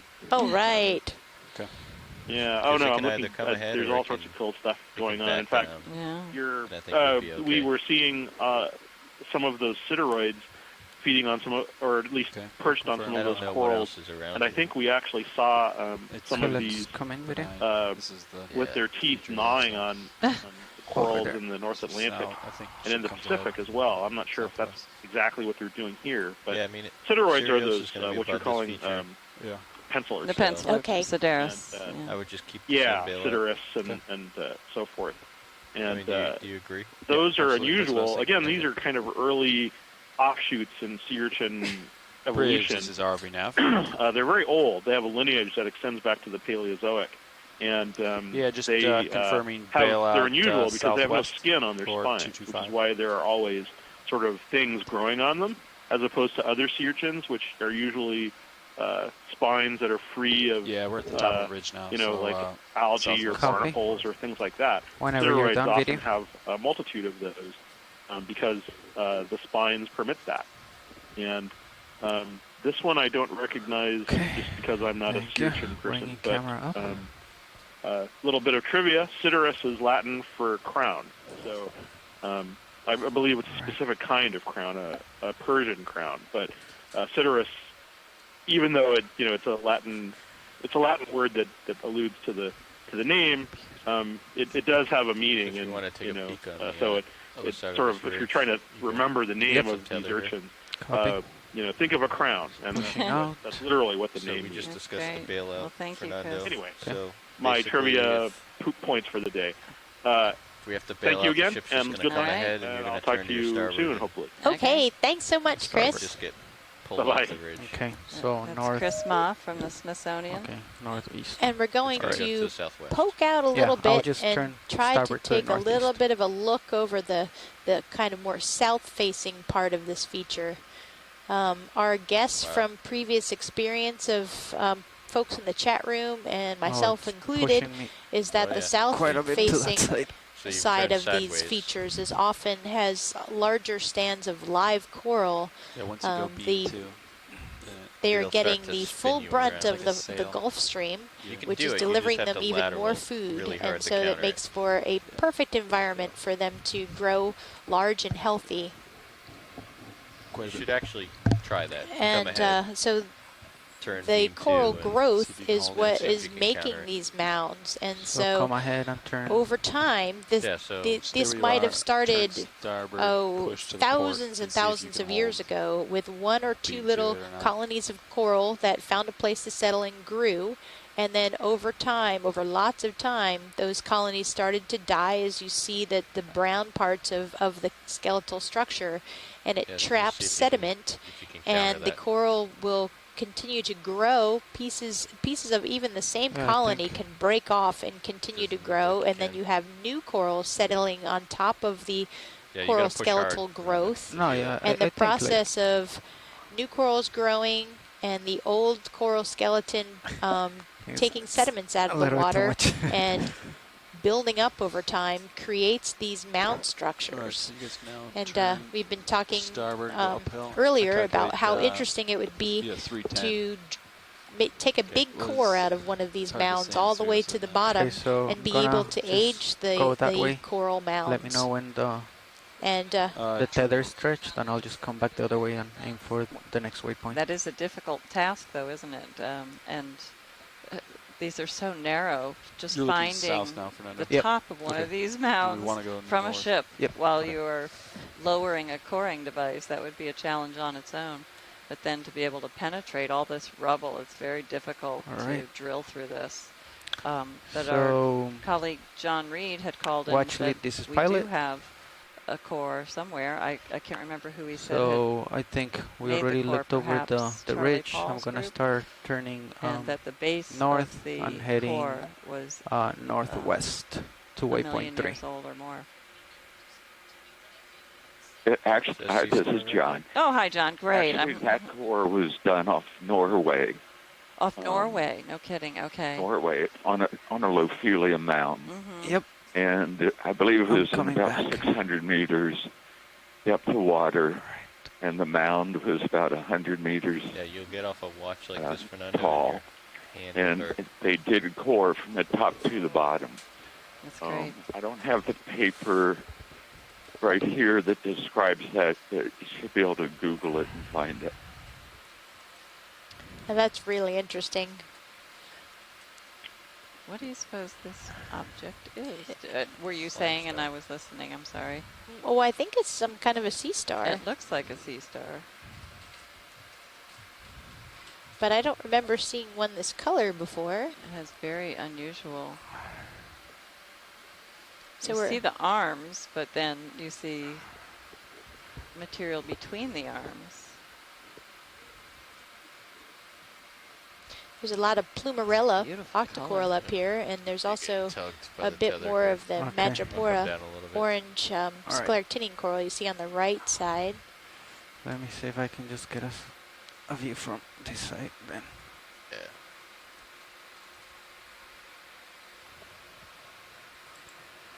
That's pretty. I'm looking at the multi-beam, And even though it's, relatively low resolution, you can see these right along the crest of the ridge, a series of individual mounds, and we're kind of going in between two of those mounds. We're really not on the peak of the mound, and I bet if we're able to jog to the kind of southeast, that usually where you get the little mounds right at the peak is where you see the largest amount of living coral. Sometimes into solid coral, virtually vertical for 2 to 3 meters. Actually, John, from our multi-beam here, we are right on one of those peaks. So I don't know if we're looking at the same thing or not. But I was looking at the red zigzag there. That might be our track. Yeah, that might be our track up the slope. But yeah, we should be on top of. We just peeked over a little bit over the edge to look at that south side, and it did look like there was more coral there. So it fits our predictions, and here he is. Chris? Hey, how's it going? Good. What do you think this is? So soon. You just need to stay with us. So this one is interesting because I think this is one that I'm still. Yeah. Okay. This is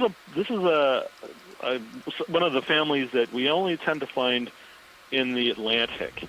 This is a member of the Pyreneeidae. I believe this is actually Pyrenea. Yeah. Yeah, okay. I'm seeing it more clearly now. This is the first time on this expedition, in fact, all of these, on this leg of the cruises that we've actually seen this one. We used to see it quite a bit when we were up on the North Atlantic canyons. But this one looks like a species called Pyrenea. I think it might be pulvillus or chondraster, or one of the. There's a couple of them that are really closely related that I have to work out.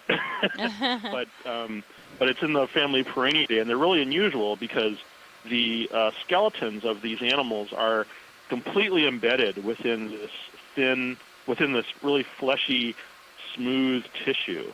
And there are fossils of these animals that date back to the Triassic.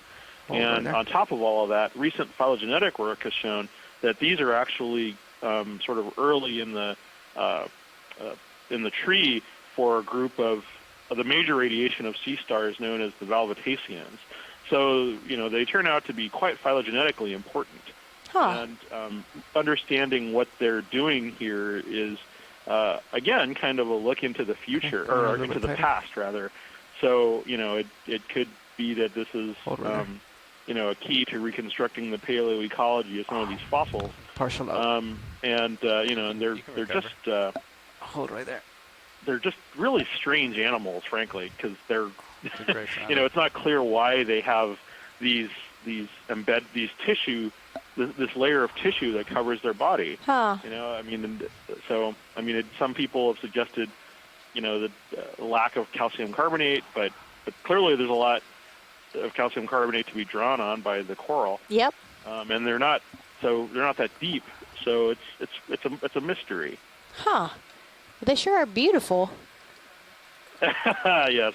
It's really nice that you guys are able to capture this kind of video footage, because prior to this they were not the ones that are collected don't come up real well, as one might imagine, because the texture of these animals is again very smooth and very soft, and you could hold that up and it would feel kind of like a slippery fish to the touch. Very soft, very firm. Yeah, and but again, we know very little about them, and so watching them feed or doing anything, presents us with further insight into these species that are largely known from museum collections. So we've recently started to see a lot of members of this family shown in predation, and it was previously thought they were ciliary suspension feeders. but it turns out that's probably not right either. So, so if they're feeding on things living on these corals or on the corals themselves, that could be, very interesting to people working on these, and again, even to paleoecologists who are trying to look at what these might have been doing earlier on. So, and so just for clarification to people who are watching, what you're seeing there, all of those sort of brown radial areas, those are the papilla, those are the gills, and that's where they're having gas exchange. That's where they're breathing, essentially. And then the red areas are essentially a fleshy, smooth covering over their skeleton. And then if you were to turn that over, you'd look at the underside, and that's, there are more, there's more of a smooth brown side to what you're seeing on top. So, and then tube feet. Fairly unusual. So would they lose their color when you preserve them also? So the other samples that you've seen are probably pale and... Yeah. It wasn't until I was seeing them in the North Atlantic canyons that I was even able to put a move in here, Levi. Sort of get an estimate of the color. It was difficult to get an identification because the colors are actually distracting. You're trying to look at the form of the body shape and the contours and the sort of general characteristics, and these things are bright, purple. So it's often difficult to get sort of like the immediate detail. Yeah, because, they can move 20 meters, bearing in a sense distracted by the color. So speed decimal 2. So things like that are all, but ultimately they're very helpful, in that they add to our data on the species. And and after one of these days, I need to sort of definitively figure out which ones are which. But I think that one is either contrast or a Perrania. I'll have to double check. I'm still got a good working. sonar on this. I wasn't expecting to see that this far south. That's another aspect of it, is that I think that might be a range extension for any of the members of that family in this part of the Atlantic. Oh, wow. Typically, I know of these only from the canyons up in the North Atlantic. All the way up from, around 2007 or so when you guys were up there. Well, not you per se, but when Okeanos was up there. Okay. So this is something that I haven't seen in this part of the Atlantic before. That's very interesting. Well, keep us posted if it is a range extension, and thanks for all the information. Well, definitely is a range extension. Okay, great. It's just which one I'm trying to exactly figure out. Right. So the family isn't known this far south, but it's one of these two genera, and I'm trying to figure out which one. So I'll let you know.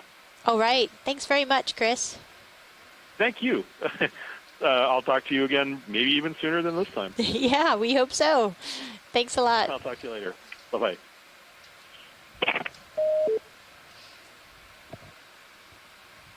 That was Chris Ma, a sea star specialist from the Smithsonian Institution. South.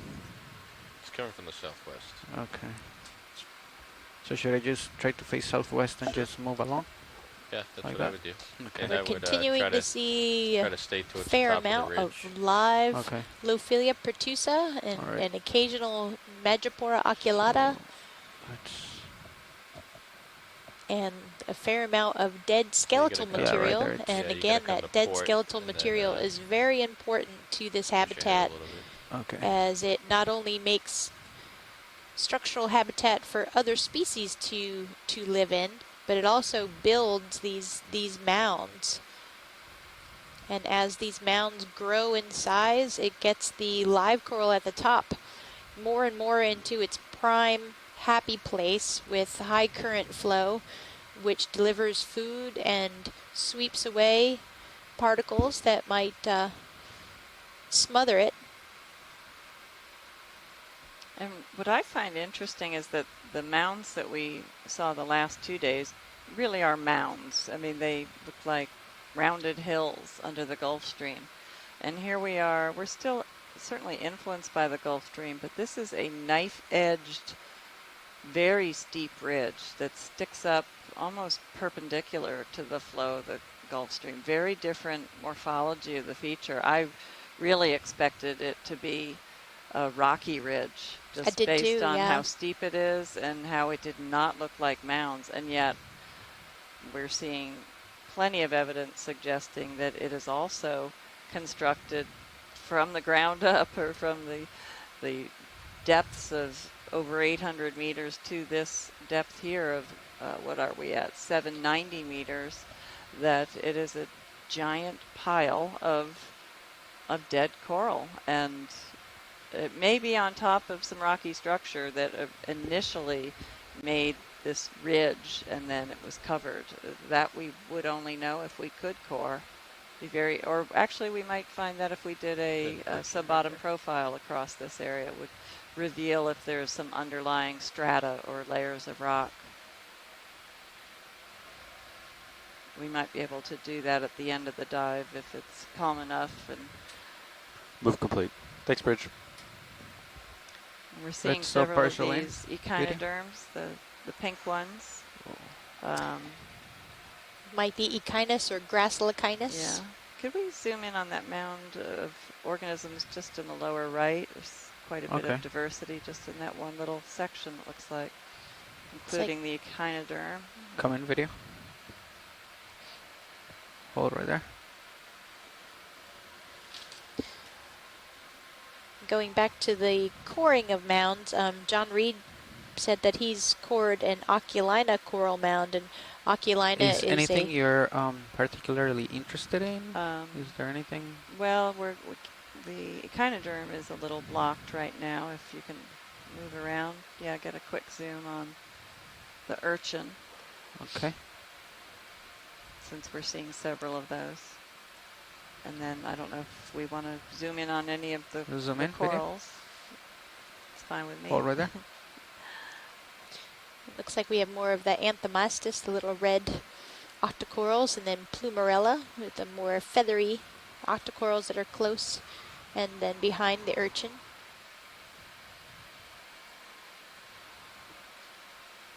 There's actually very little genetic work done on these urchins out here. We found some in the mid-Atlantic canyons and did some barcoding, and we were very surprised not to find a lot of data in the public, a lot of genetic data in the public databases to compare to.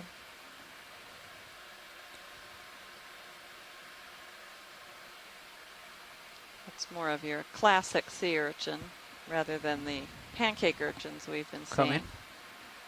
That's what Hope has a test that, again, rarely gets preserved in the fossil record. It's still very fragile, but some of the spines may well get preserved. Even this size of spine, it's difficult. We rarely see anything other than the pencil urchin spines. They're a little more robust and resistant to dissolution in the sediment record.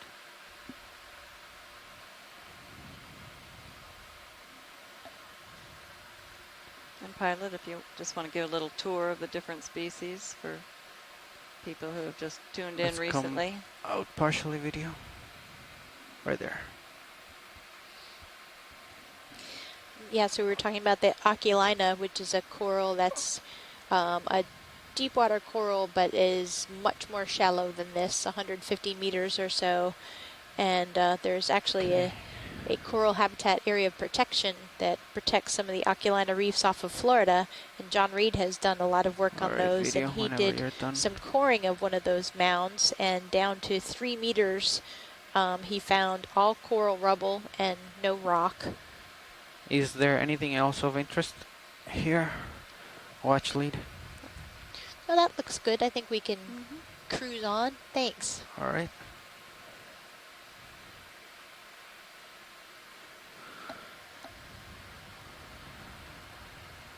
Let's have you push up the mound a little bit. Okay.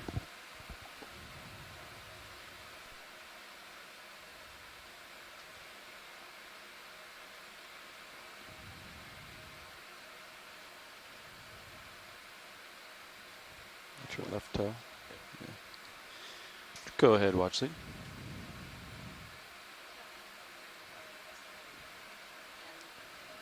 Off bottom time is 1800 local or 22 UTC. Yep. Do you want to put another move in, or? Yeah, we could put it. It's like a little bit more Madrepora that we just went over, the yeah, pinkish a little more southwest. orange coral. Maybe you're heading 270 or something? Yeah. Straight maybe. west? Yeah, 15, 20 meters. 20 meters. I don't know if you push it. I don't know where the top of this mound is. Yeah. Judging by... Pilot, would it be possible to zoom on this soft coral right in the center? Sure. I'll just do your heading. And as we zoom, you can see a crinoid living among the corals. Bridge, this is RV and now. The sponge. Sponges. Another view of the Madrepora in the lower left. Yeah, I'd like to move 20 meters, bearing 250 degrees, speed .2.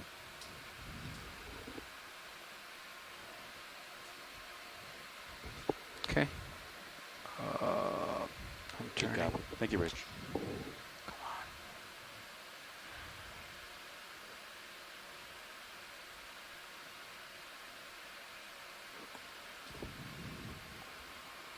Let's come in video. Hold right there. Yep.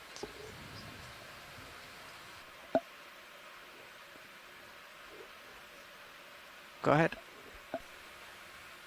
The crinoid is the multi-armed organism. The soft coral. Let's come out video then. I've initiated. Thank you, Bridge. Anthomastus, the bright red star-like corals. Is it this one right here? Okay. Thought it was the other one. Okay.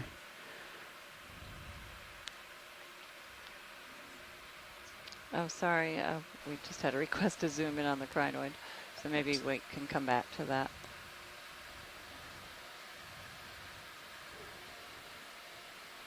All right, let's come in video. Hold right there. It's a bamboo coral. Come out partially.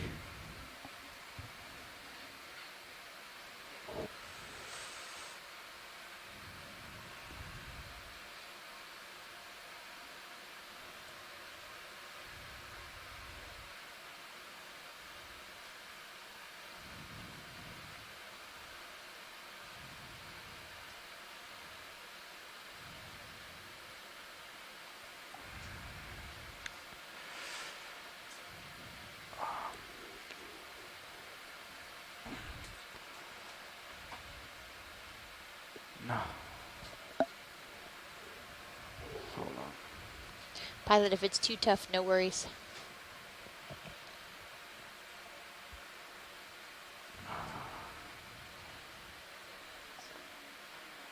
Yeah, let's try to get the crinoid. All right, they're coming. Hold right there. But I'm sliding back.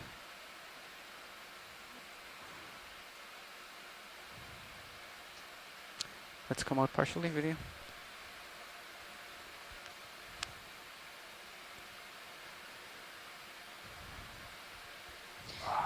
Nice view of the glass sponges.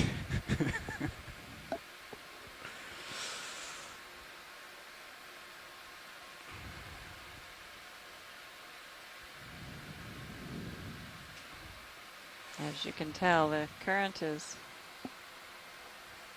trying to exert its influence. We saw a crinoid swimming yesterday. It was the first time I'd seen that.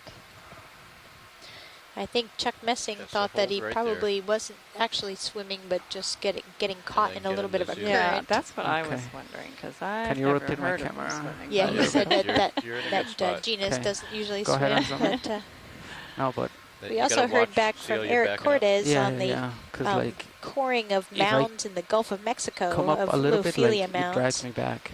Then I come down and... And Yeah, so current grounding effect, kind of. He said that 16 meters they drilled into a coral mound, a lophilia mound in the Gulf of Mexico, and they found nothing but coral skeleton, and at the bottom it was 300,000 years old. So just wow. right there. Okay. And the total mound depth that they got from seismic data was 20 meters. So here we are at one that's 3 times that size. Thanks, Bridge. Geologic time is very hard to grasp, even for me, and I'm a geologist. Oh, okay, the thickness of the mound was 20 meters, and the water depth was 400 meters. So we're quite a bit deeper here. But it would be interesting to see what the seismic data would say about the thickness of this mound or ridge. Or it's definitely different, very different shape than the places we have been the past few days. A ridged mound. Perhaps it was it's definitely hard. A mound shape before, and now it's been eroded into. I'm going to rotate you up. Let's come There's out. a very large scour mark at the base of the southwestern facing slope. So perhaps the Gulf Stream shifted its direction and the currents attacked that edge and might have scoured it into its current shape. Just grab it. And did that slowly enough so that the corals could still continue to grow. Okay. We saw a tremendous amount of rubble, coral rubble at the base of the slope. It was on the lee side of the current, on the sort of northeastern facing side. But we haven't explored the base of the other side facing the current. Have them come out. Let's come out video. Sorry, watch lead. I tried to get both. Thank you, pilot. Let's keep on moving up.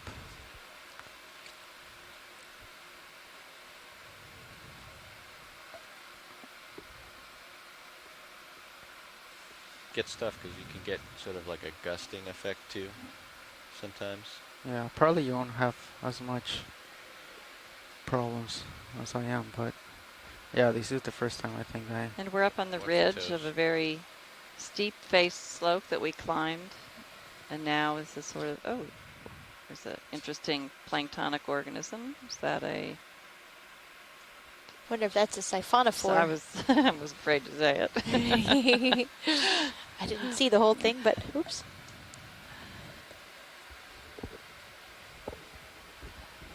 So we're now at the top, and this is different. We're seeing an area that doesn't have a wealth of coral community activity going on. Going mostly up. More of the rubble area. There's a little bit of a dip between. Yeah, the ridge may be highs and lows, or actually maybe we were just on the edge, the flank of the ridge, instead of at the peak. Mm-hmm. It's so narrow, it's easy to miss the top of it.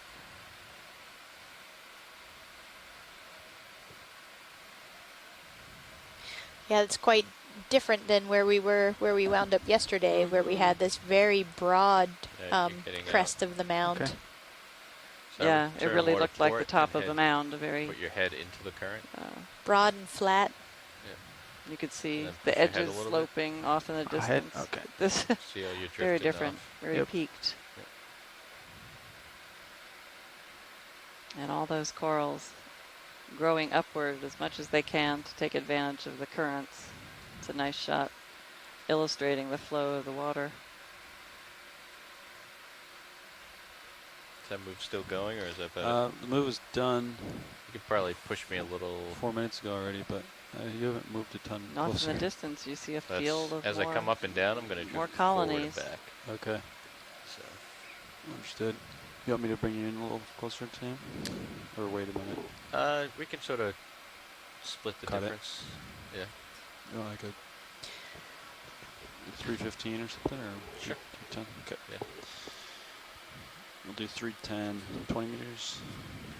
Sounds good. We're sort of peeking over the edge, looking into the Gulf Stream, looking in a southwesterly I'd like view to move here. 20 meters, bearing all the way down the 310 slope degrees, as far as we speed can decimal see. 2.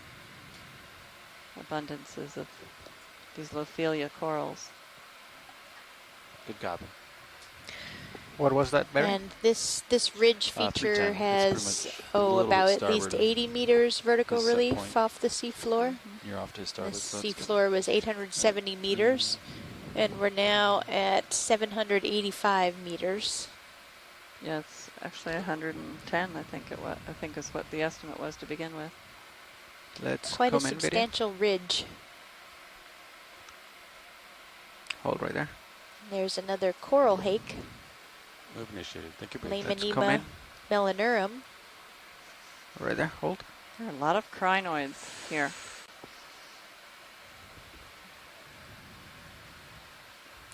Partial out.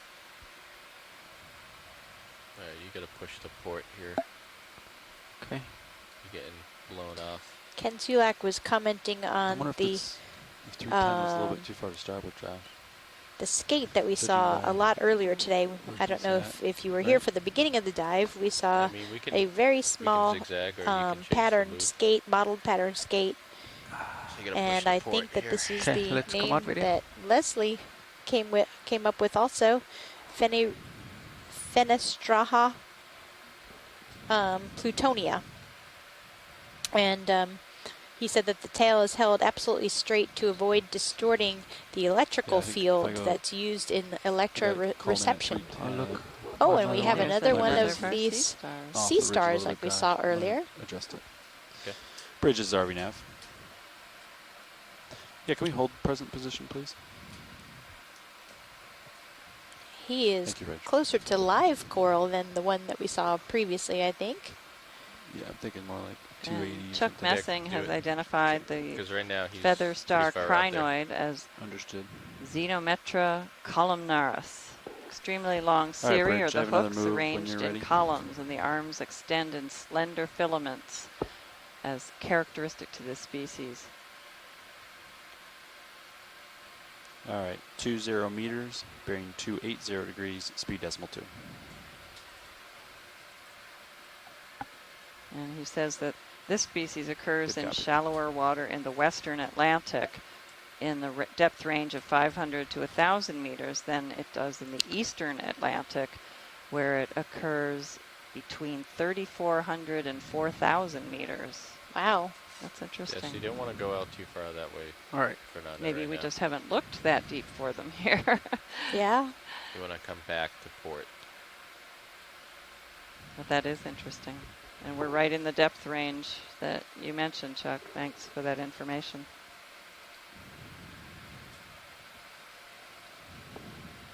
Move initiated. Thanks, Bridge. That's where we're going with the ship, but right now. There you go. Okay. Chuck is at Nova Southeastern University. He's been following us on many of these dives. Playing at the end of the leash. The Venus flytrap anemone. And some more crinoids. I don't know if that's Madrepora that they're on, but they sure do blend in well. Let's come in, video. Hold right there.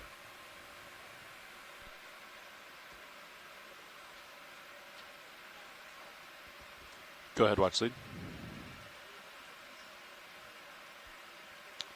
Sure, we can do that. We'd like to introduce or have our front row introduce themselves, please. City Nav is Levi Unima. Piloting right now. It's Fernando Aragon. I was going to make the announcement for you, Fernando, because you're concentrating so much. All right. Co-pilot is Josh Carlson. Over on video, Bob Knott. And back in the back row clipping, Annie White. And we're all with the Global Foundation for Ocean Exploration. And in the back row, okay, let's come Derek, in a little would you bit like more to video. introduce yourself? Hold right there. So once you're stable, just go right in. Hey folks, Try to get a good Derek shot. Sowers. But I'm with never NOAA's Office of really Ocean Exploration. You're not going to be stable for very long, and you're never going to be fully stable. Okay. And this is Cheryl Morrison from the U.S. Geological Survey Leetown Science Center, and I'm the biology science lead. Okay. And I'm Leslie Sauter from the College of Charleston Geology Department. Like right now, I'd be and like, I'm the geology lead. All right. Okay. All right. Pull out. Go ahead, video. And we are currently on our 7th dive. We have crisscrossed the Blake Plateau, and now we're heading out. Hold right there. After this dive, we'll do another dive in this general region. Then we go into deeper water again, briefly. Yeah, partial out. Okay, let's just come out, video. How trippy would it be to have the Zeus on a gimbal? And we had to run a long way east today to find a place to put the ROV in where the conditions would allow it. Be like flying a drone. It was looking a little sketchy for a dive for a while. But, okay. So they've been gracious to allow us an extra couple of hours. Normally we would be leaving. We would have left the seafloor by now. Yeah. And then but they've extended this dive, and we'll be leaving the sea bottom roughly at 6 o'clock Eastern time. So I hope you can stay with us. And then those two cameras. Maybe have your hors d'oeuvres for dinner with us.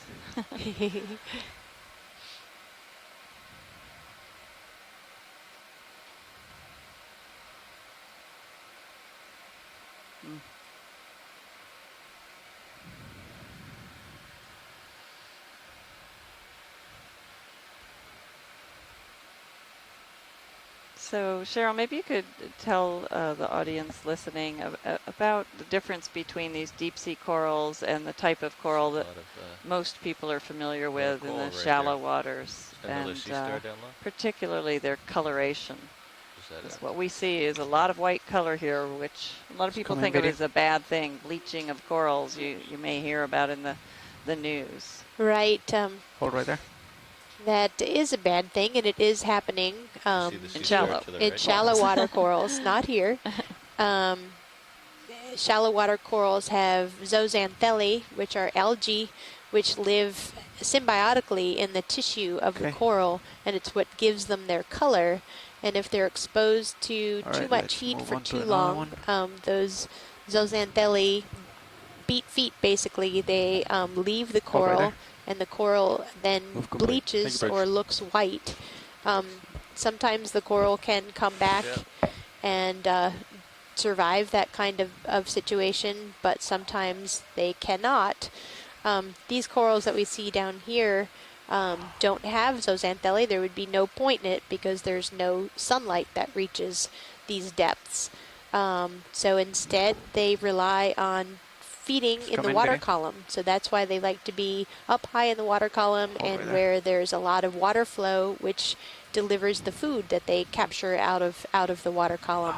And so right when you zoom, they are white, but that's okay. That does not mean that they're bleaching.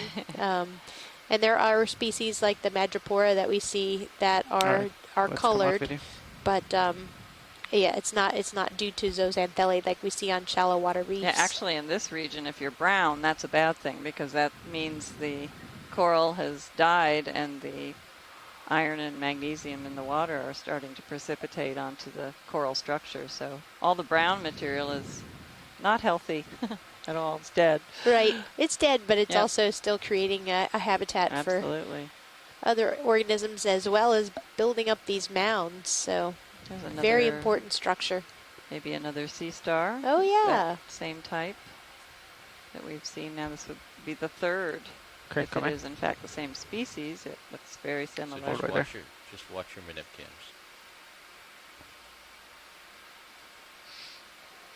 Yeah, a lot of times I'll like stare at the manips and then in the peripherals try to center down the a little bit. Watch your left toe.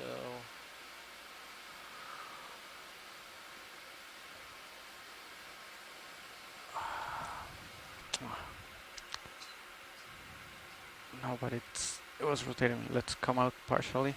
Video. Have a glass sponge back there on the two of them on the left.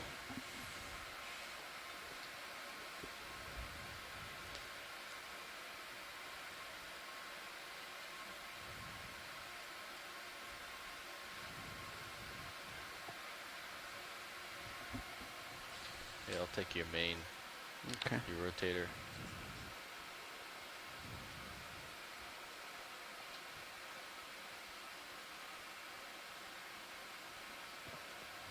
Going video.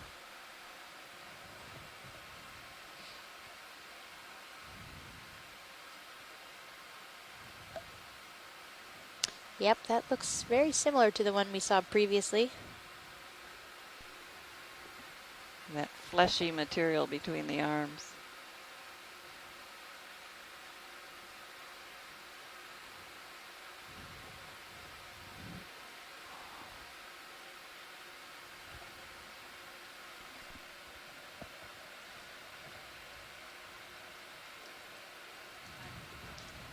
Go ahead, watch lead. Let's come out. Video.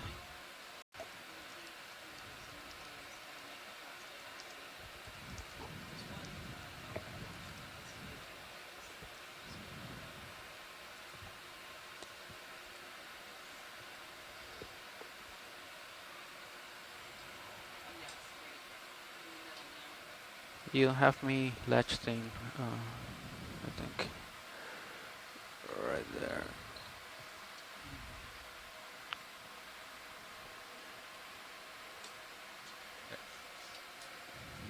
Okay.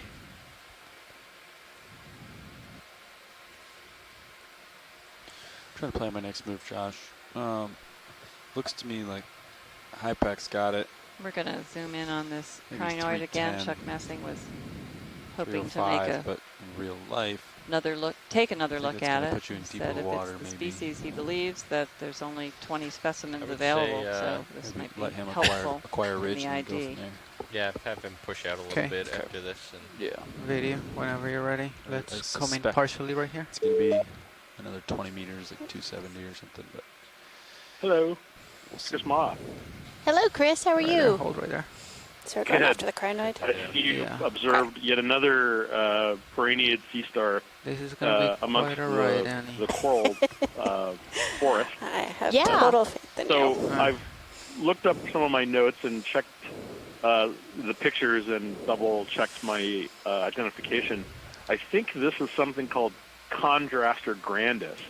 And unfortunately, so there are lots of records of this from the North Atlantic and things that we've seen sort of farther north. It's going. So this is, I'm pretty sure, a range extension. I have to double check exactly which species this is because the type is from quite a long distance away, and all the specimens in our collection are identified consistently, but I don't know if they're compared against the actual material on which the species is based. So there's some uncertainty, but that's not really anybody's concern but mine until if and when I decide to publish this. But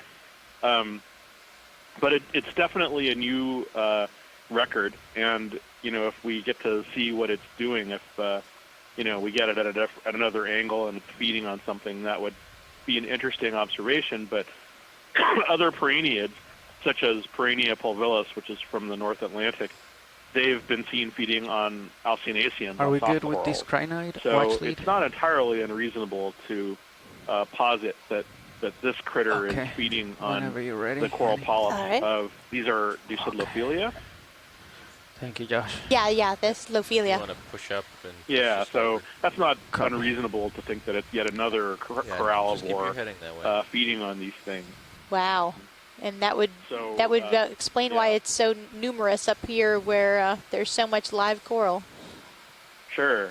It could alternatively be feeding on the epizoites, on the dead coral, or something else that we're not seeing. But there's definitely at least some previously established observations that suggest these are predatory on Cnidarians. Okay. So that's another potential predator for this ecosystem, which may not have been observed before for whatever reason. Wow, interesting. Yeah, thank you. In addition to the other things that I'm seeing, the sea urchins, as well as that, although that Gilbertaster or whatever that goniasterid was, seems to be mainly interested in Plumarella, I guess. So yeah, it sure looks like it. Yeah, 310. I think it's actually where the. But yeah, no, you're again. I'm a little surprised by 310 by all the things you're seeing on these dives because a lot of this I thought was already known, and Bridges RV now. Turning out to be I wouldn't go anymore. Quite exciting. So awesome. Great. Yeah, Thanks so much, Chris. 20 meters. Thanks. Have a good night. Okay, hopefully we'll hear from you again. As long as I can. Great. Yeah, I know it's getting late. Oh, it's not so bad, but I got stuff. Okay. Thanks. Bye. Thank you.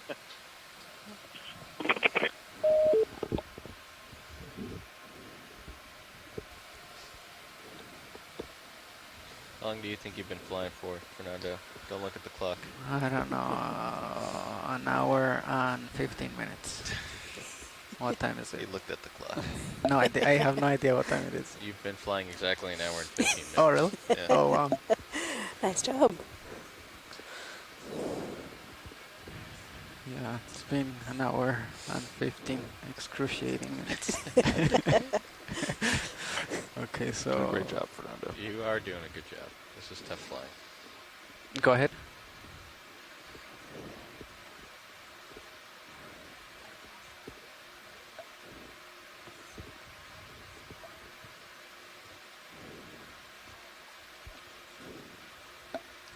So like, if we turn, then the tether would be pushing into the vehicle, right? Yeah, I mean, you can go over and look down between your toes. Yeah. And maybe turn a little bit to get a profile.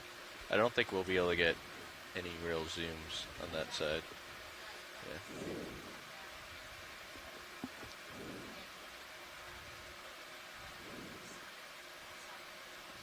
Yeah. Okay, I can try it.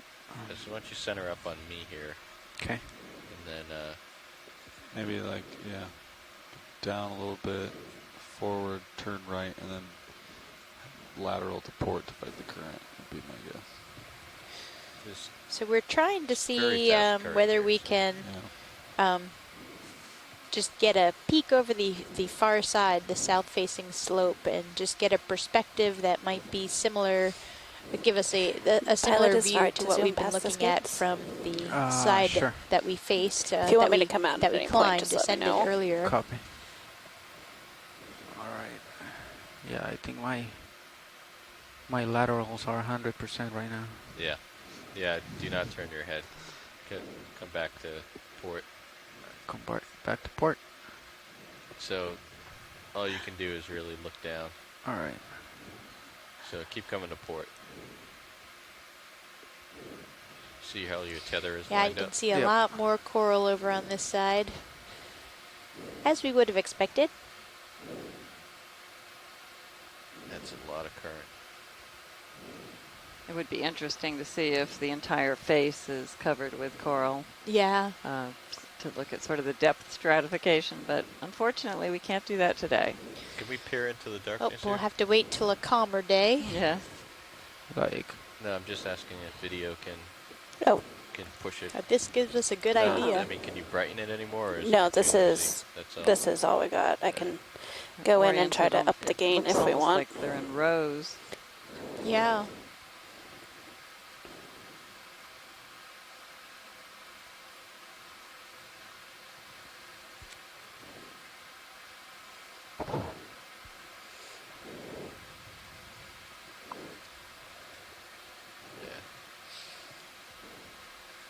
So another unusual aspect about these Scleractinian coral mounds is that one genetic individual might have a life of thousands of years. Yeah, that's about all I got. Because they can break off and continue growing. They can just fragment, and then that fragment I think will that's as much establish as we a can new do on this side. colony.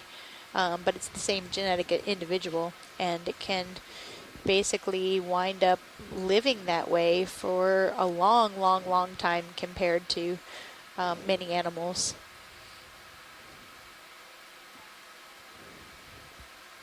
Move complete. Thanks, Bridge. Yeah, so actually he can't even turn around with this current. Looking at his thrusters when he turns broadside, he's 100% on the thrusters. So.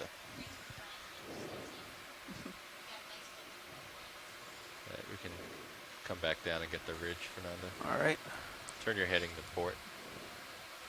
So that's our glimpse of the south side, south-facing slope of this feature. I think we were lucky to get it. We are lucky to get it. Now we're going to tuck now back you're in for safety. So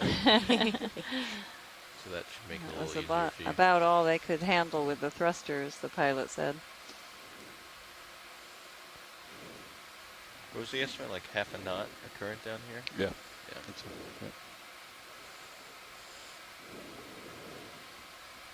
We still moving? No, just completed. Yeah, they So called. you might be moving just a little bit. Called down a little bit ago. Yeah, we could probably keep that move going. It's like a different fish in the center. I think it is. Go ahead. Your heading is. There's something down there. Oh, we've got a fish of some sort. You want me to This looks take like your a different rotator? one than we've seen today. Beautiful. Sure. Well, I'm pretty high up, so I need to drop quite a bit. Oh, good. So let's Sulak come is out still on on the video. line. Let me drop, Alright. because I'm way too high. Like we're looking down pretty much. That's full wide. Copy. Let me just bring it up a little bit. Okay.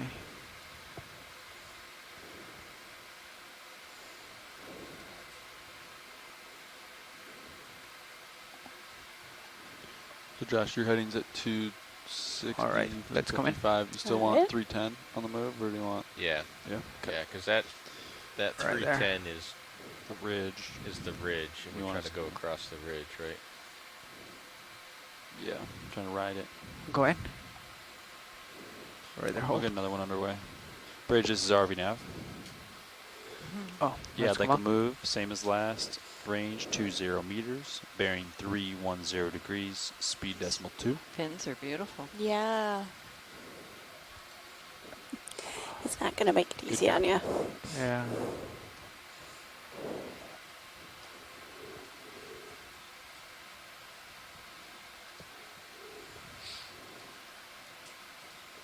So Ken Sulak was in the chat room reminding us about the difference between the Lophelia All right. mounds that we see here on the Blake Plateau versus those in the Gulf of Mexico.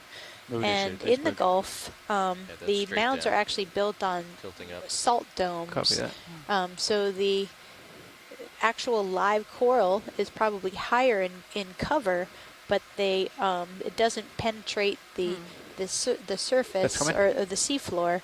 There's only a couple of meters worth of coral in any one place, not the hundreds of meters that we see in the Atlantic. Wow, that's a great view of that fish. I know I've seen him before, but I can't remember. An Oreo, I think Scott, Sandra Brooke, just and Scott France just awesome job commented that it was an Oreo. Thank you. Couldn't think of the name. Thank you. I was thinking cookie But anyway, so the Lophelia that we find in the Gulf of Mexico is quite a bit different in how it's formed and probably in the age compared to what we see in this area of the Southeast Atlantic or off the Southeast Atlantic coast. Nice. And Ken then turned around and identified the fish, agreed that it is an Oreo and Neocytus species. It's a genus is the Neocytus.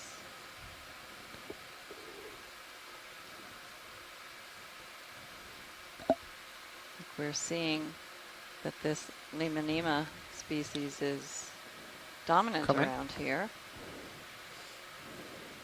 What did you call it? The coral hake? Yep. The coral hake or the reef codling are two common push names. up or down, but be afraid to adjust your Z-bias too. Yeah, the thing is I have to push up and down all the time. Well, then never Right there you mind. can see the stages of the living coral on the right, the bright white, sort of that light brown in the middle on which it's growing, and then below that is the long dead coral getting darker and darker, stratified by age. Be interesting just to see what the age of the base of that is. We might be able to get a sample at some point. We might want to consider doing that, just to see one of these smaller mounds to see what the oldest coral is at the top. Yeah, that's true. Top of the mound. and within the smaller mounds. It would be quite a precarious thing to sit down anywhere around here. Definitely the issue. Star, yep. There's another Bottom sea star, right. leaving the view at the bottom Looks center. like it's cut it down in. Do a quick zoom of that little guy, Try to. if possible. Yeah. Yeah, we're like right on top of it. Come down a little bit.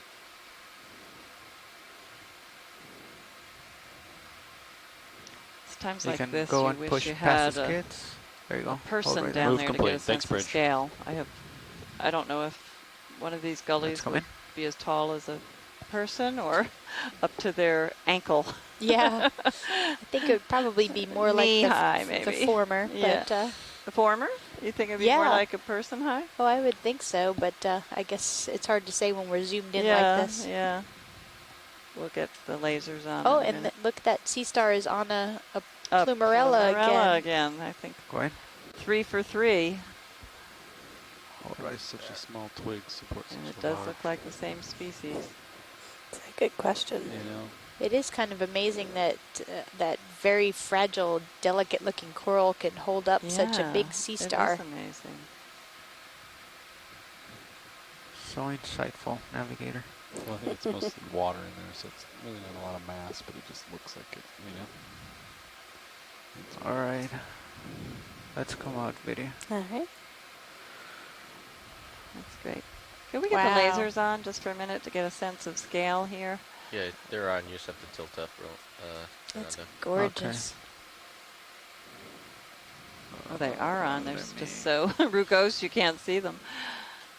Maybe in one of those flat sediment areas, right in the... Yeah, it's gonna be tough.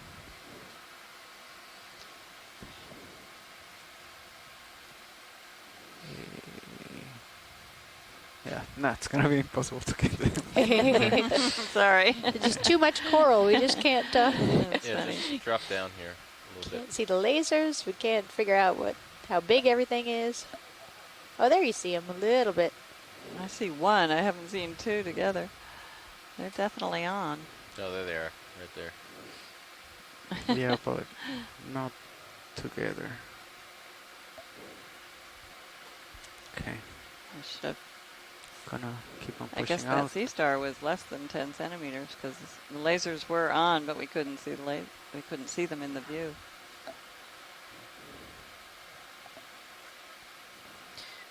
Oh, so going back to that cute little Oreo fish that we saw earlier, Ken Sulak said that their Oreos and their close relatives are one of the few groups of fishes in the deep sea that actually rip polyps off of corals. Tip nippers. Tip nippers. Scott Brandt said. Say that 10 times fast. Never mind. Yeah, we don't want to.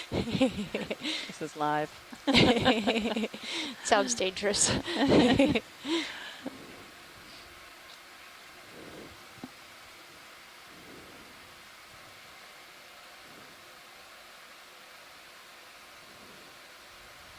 Going. Our chat room is slowly getting smaller as the end of the workday nears. Yep.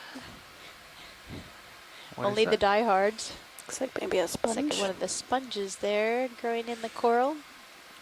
The dead coral matrix.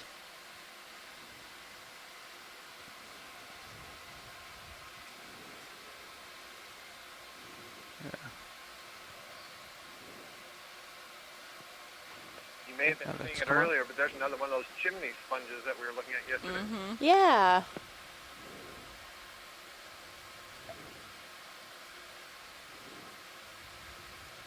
Oh, there are the lasers. Okay, so that one mound is a little more than a meter, maybe. Mm-hmm. Is that a crab? Just And to that the looks right smaller of than what lasers? we were looking at previously. So right these above are lasers about, still. what, waist high? I think that's a little a more than shrimp. waist high. Ah. 3 feet, so. Mm-hmm. They're big. Definitely not ankle high. This is a big coral water. And going back to the mound formation in different parts of the Atlantic, Ken Sulak said that those in the eastern North Atlantic are formed like what we are seeing here, where you have a little more north. extensive fields of rubble building to a very thick elevated mound. Oh, that's a beautiful Wow, that one on the right is so alive. That's gorgeous. Picked a good spot.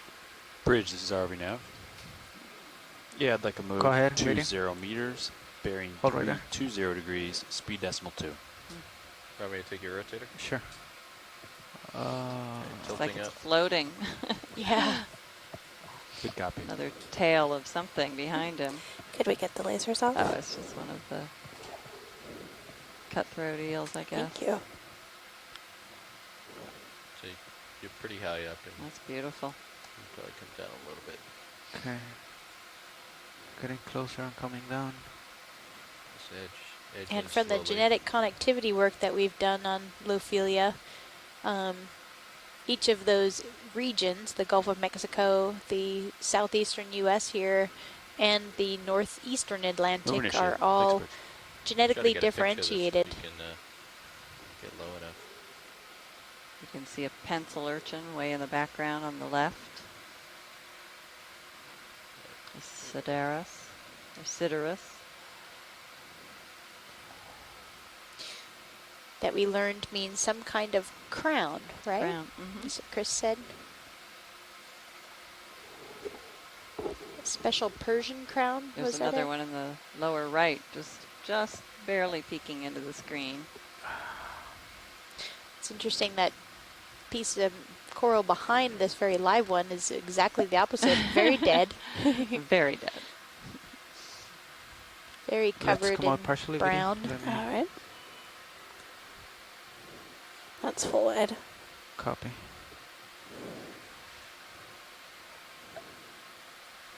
Oh, and here's a whole bunch more of the, what we've been calling duvia on the left. I think Sandra thought that it might actually be something else besides duvia, so we have some samples, and I'm sure we will figure that out in the next upcoming months. Going back. Any idea what it might be? Is Sandra still on? She may not be. Yeah, she may not be. She is still on the chat room, but we haven't heard from her. Wow, that is a beautiful piece, isn't it? Yeah. I think that's the biggest live coral head that we've seen. You have your rotator back. Copy.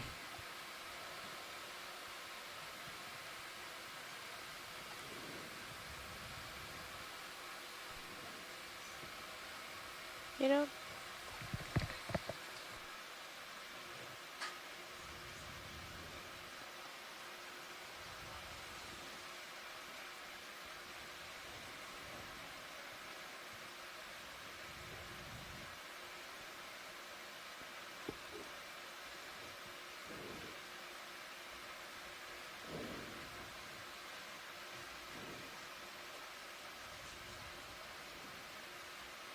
On the right side of the screen.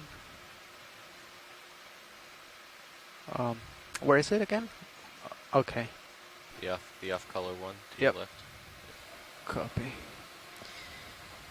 looks like one of our, a different octocoral maybe that we're coming up on here. You know, this face we're looking at, I'm wondering if maybe at some point that gave away, and it's an erosional scarp. You can see. Hold right there. Oh, that's actually Madrepora oculata, so that's actually a stony coral. It's just not pink, like paler, paler version. Probably sit down. Another crinoid. Back up just and there's a crab over on the left. That's the golden crab variety, it looks like.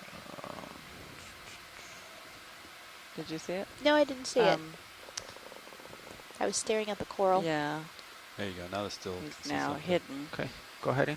All right. Nice. You gotta put on your fog light. Wow, it's a beautiful view. You can see the polyps out. Seem to be facing away from us. And that's a Pershal. Go ahead. Look at that. Nice. It's a gorgeous shot. Nicely done, Fernando. That's wow, looks like he has framed. a couple of barnacles, gooseneck barnacles. We have more zoom? And Several a little large ones. That's full zoom. In the center of the screen. And there's a little crinoid, stock crinoid in the background there behind that larger barnacle. Maybe not. Well, what's the aperture set for? Not sure. What's the focus set for? I don't know. It's not very useful here. We're going to turn off the fog lights for a couple of these shots.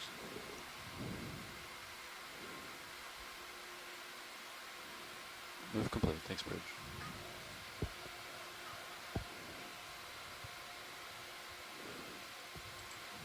Pretty sure it's set for like Pilot, there was a foot in front crab of hiding toes. to the left, but I think we might have to be higher. That close?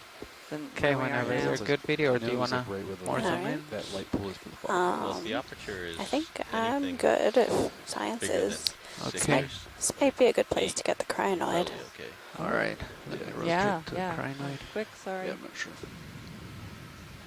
Go ahead.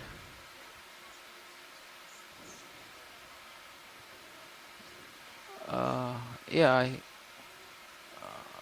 Yeah, he was settled you can down. probably Put your toes Yeah. against the dead stuff. we'll try watch wonder lead. if it Let's would- come in. Video.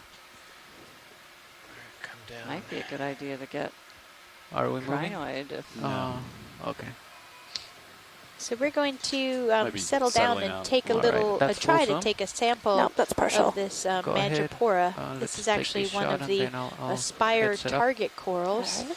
We haven't taken any samples Moving today. down We have slowly, trying almost an to- hour left on the bottom, and we have actually found a flat spot to sit the ROV down, so there's a chance we might be able to get our first sample of the day here. So we don't have any samples, right? That's correct. Yes, a lot of open boxes. All right, video whenever you're good. Wonder if they want to do. Alright.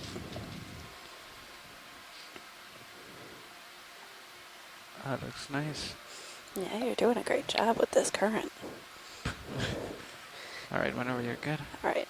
Okay. All right, so you're going to have to get closer to this. Yep. So maybe push up a little more to starboard, and then you're going to have to use auto crab. heading. He's still hidden quite well. So watch your left toe there. Yeah, you can just see a crab peeking out on the left under that gotta other get, white coral. Closer. We passed so over him keep earlier. turning. He's tucked away pretty well. And then come forward and down. It's another of the golden crabs. A little more to your starboard.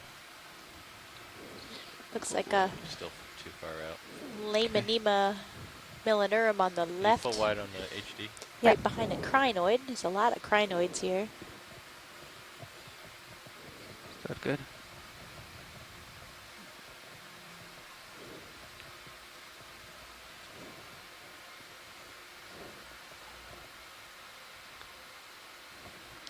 You might be able to reach that. It's like an if you turn your echinoderm heading shell to port over more. on the right on the sediment area, and there's a living form of it above it. Right there. I'm afraid of hitting the crinoid. You're still pretty far from the crinoid. Okay.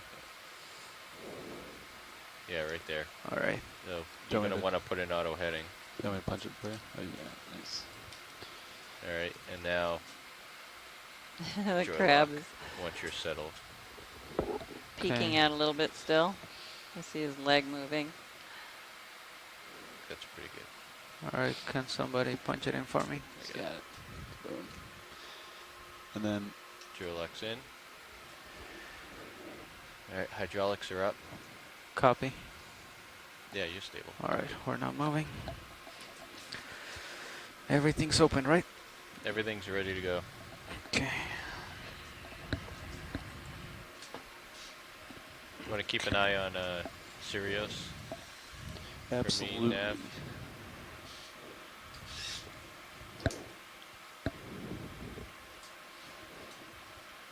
So this is going to probably be brittle, I'm guessing.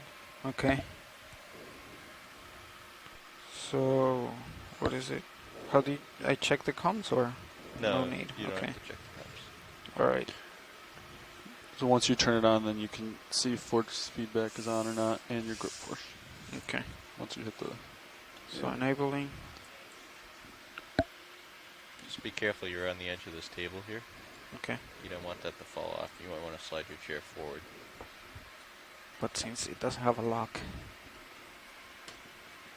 Okay. Right. And then grip lock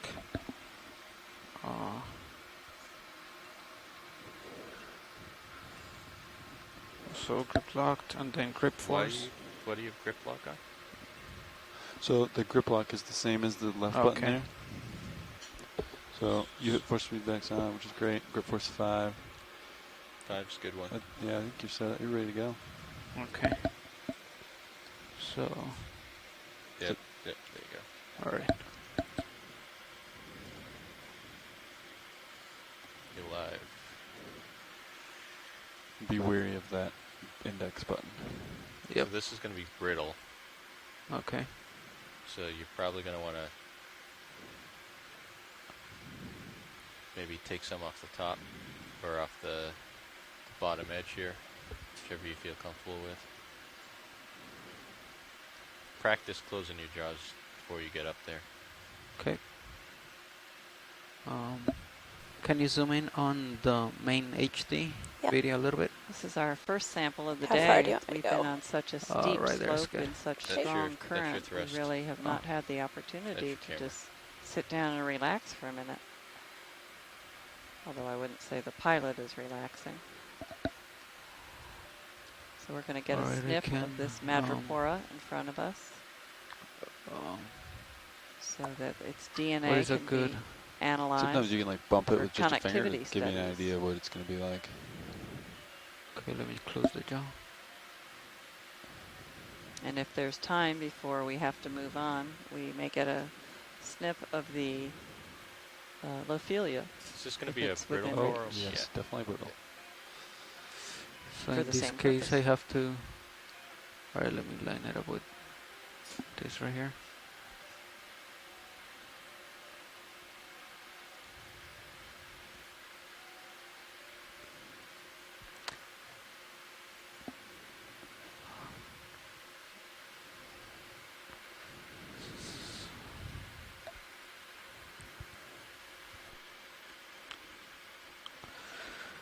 So should I bring it down like this and just clip like this? It's or not really going to clip. It's just going to break as you bring the jaws together. So you might try to there's two options. You come in like you're clipping it and try to squeeze some within the tag-on, or you can try to get some between your fingers. So it's either a cradle situation or a tag-on. Okay, let's try the second one. I mean the first one. So I'm gonna bring it out. Go a little bit more horizontal. If you're gonna try to snip, you might want to go more towards the back. Okay. So let me just bring up the camera. Yeah, Bobby's suggesting maybe scoop was also an option. Let's try this. Can we come in on mini zoos? Yep. Video. It's hard to see the geometry of this guy, you know? Right there, that's good right there. So, indexing out. Oh, moving. Moving back a little bit. Just saw a cutthroat eel swim by. We've seen a lot of them. Hold on. Not as many up here on the top, though. They seem to prefer the lower, deeper areas. Okay, I'm not moving anymore. It's a crinoid on the upper left. Okay, I'm indexed in. Can we move the mini zoos to the top of it again? I'm going to try to get a sample of crinoid. A little bit to the left? Time. Yeah. Yeah, there you go, right there. I think. So, see how you're already in yeah. coral? Yeah, I wanted to get very brittle. It's extremely brittle. I wanted to just nip it right there. You're gonna have to bring the arm up a little bit, push forward. Okay. Yeah, I think you're fully extended there. All right. So do you want me to bring it back a little bit and then rotate to the left? Okay. I think you might need to move the whole vehicle forward a little bit too. Would help you. reset the vehicle down maybe. But all right, don't move it now. If you're gonna move the vehicle, you gotta move the arm out of there. Okay.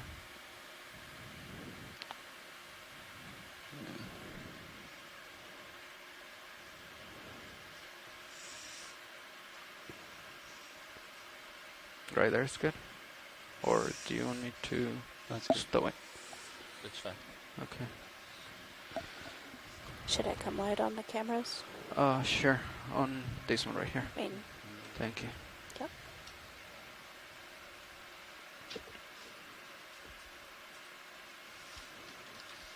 Yeah, remember you're in auto heading. You're moving the set point. Yeah.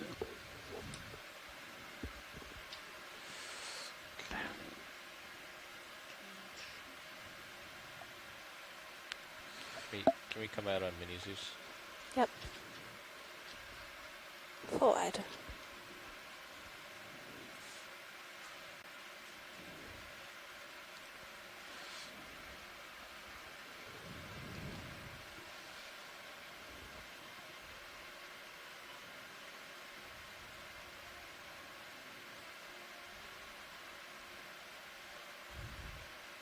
I think the current might have increased because I'm going.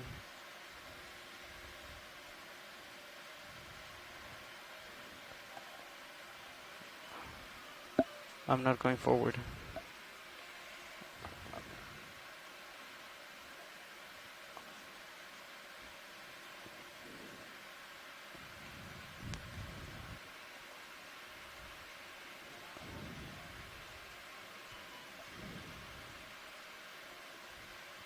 What are you trying to do here, Fernando? I was trying to not drift back, but I'm not moving forward at all. Get a little bit of forward way left. You're at 50%. But this is full deflection though. Is it because of the arm or? Like a heading change. Hold on. So let me just land and stow the arm. So we're getting a good view of a very steep, knife-edged portion of the ridge. Try and face your faces. And it really looks to me like an erosional scarp that has had some overgrowth. Okay, until now I can't turn.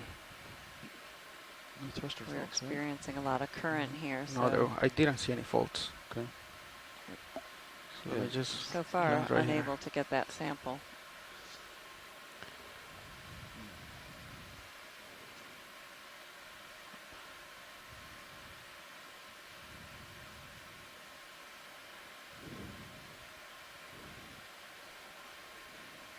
Okay.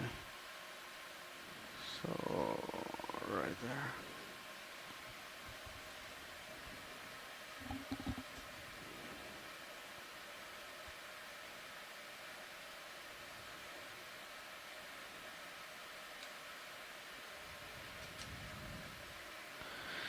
Yeah, watch lead. You want me to grab that sample for you?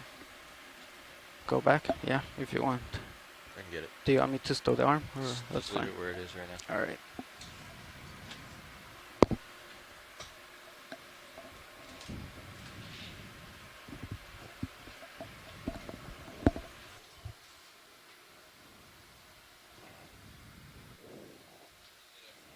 We're having a quick pilot change. So Josh, I think what he was saying was he had the stick all the way forward and he wasn't getting 100% on his axials. So take a look at that. See a piece first. of bamboo coral right in the foreground.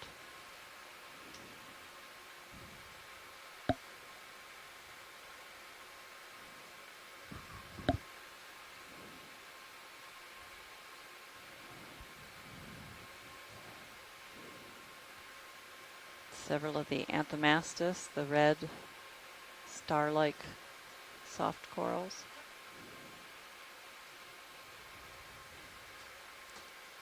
Climbing up that steep slope again.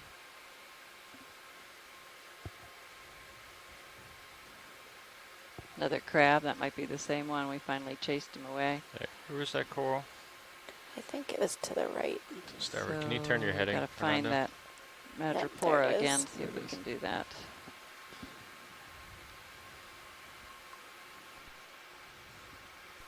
Pilot, the one on the left, the pinkish one, is the one we're looking for.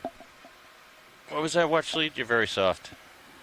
Sorry, Pilot, the pinkish one on the left. Do you want the little one, this different one over here? Um, Is that the sample you want? The pinkish one, yeah. This Right in the one, foreground. center. Center. All right, this is different than the one we were grabbing, just FYI. That's the species we're looking for, yeah. All right, you got it. Cheryl's gone to dinner, so anyone in the chat room, correct me, but I'm pretty sure that's the same thing. The Madrepora. The actual colony we were going for before is it's just on the starboard. Yeah. Yep.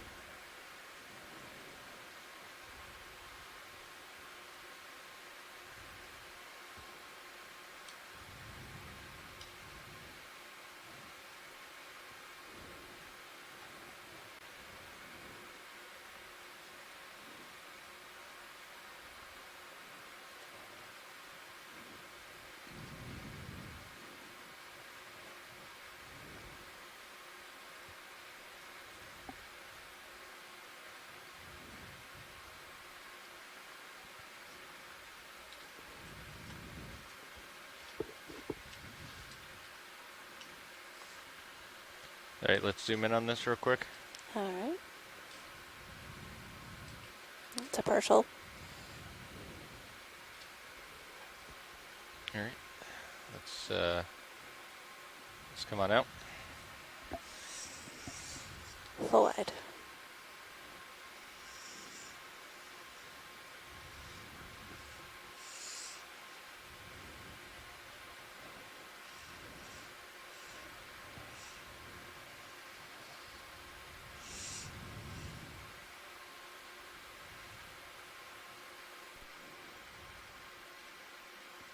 I'm gonna end up grabbing this whole colony here.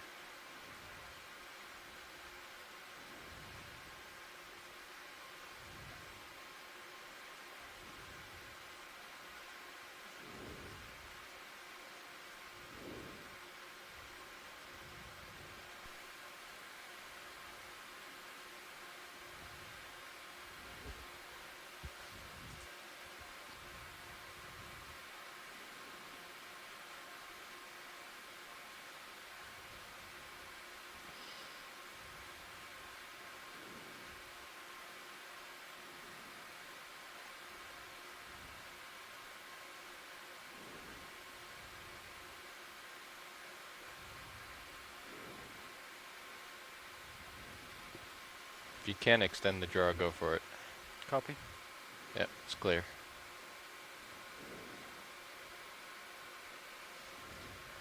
All right, stop there.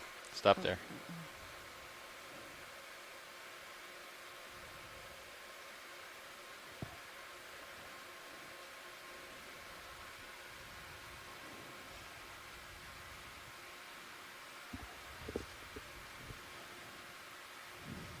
All right, board inner.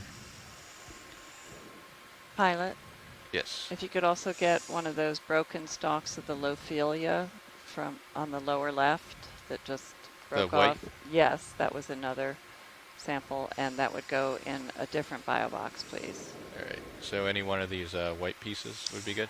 Well, one of them was just knocked by the skid, so on the lower left, might as well just see if you can get one of those long stems was broken.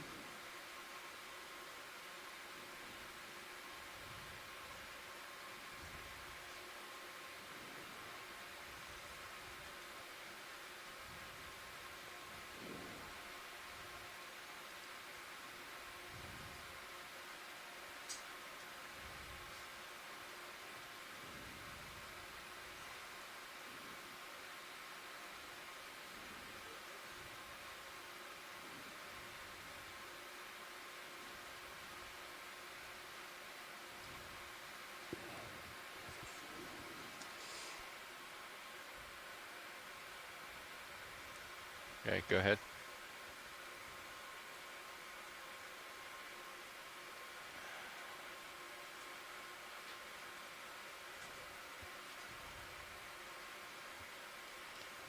And that's sample number 2. Those are lucky. Port.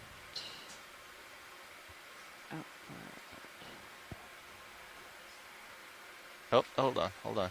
Just get back out. He's got a little bit. Stick the jar back out. There you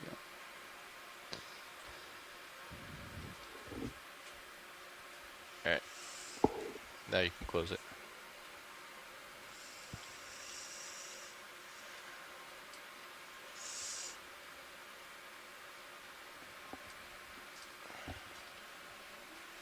All right. All right.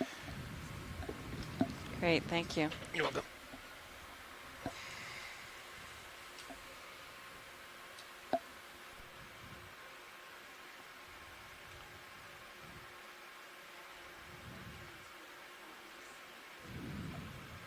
What was the last move, Nav? 320 degrees.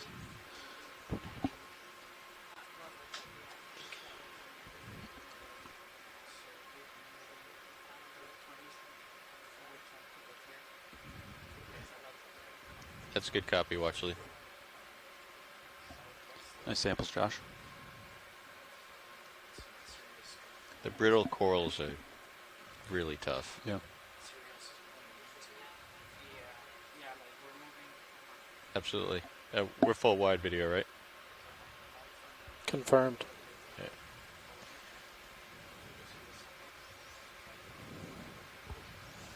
What's that black thing there? Have you guys seen it? We want to take a quick look at these objects that are on the floor as well after the zoom. Are we going to move underway, Josh? Yeah, we can probably get a move underway.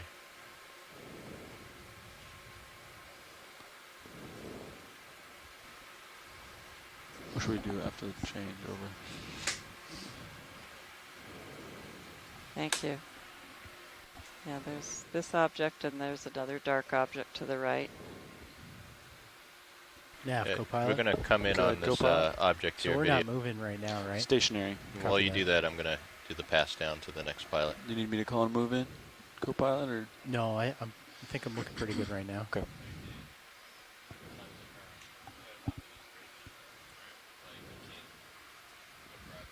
I'll keep the ship stationary for this changeover. That looks like man-made. You guys can call and move in. Copy that. So that way it's not a dynamic. Definitely does not look like something that's normally here. Some sort of marine debris. Before you get too close to it, you may want to look at it like in case it has explosive capacity. I don't know what that is. But at least it's become habitat for some. It's a light, apparently. It's been there a while. Your mic's not open, Josh. Okay.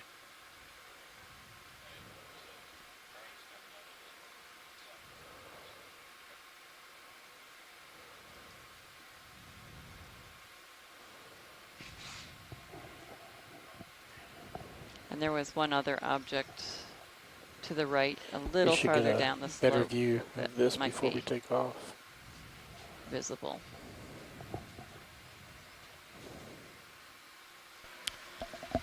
Watch lead. Yes. Just going to get adjusted here. Be back with you in a minute.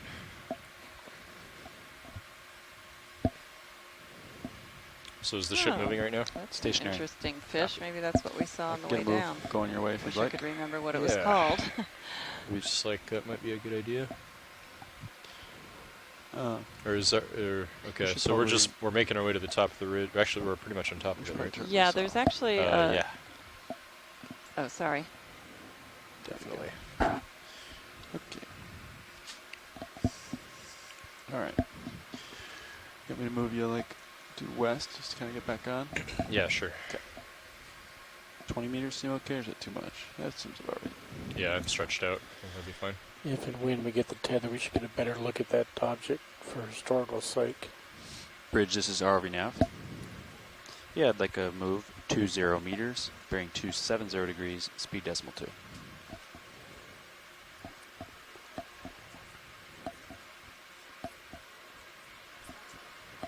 Good copy. Thanks, Bridge. Okay, pilot, I'm at 250 right now. Copy.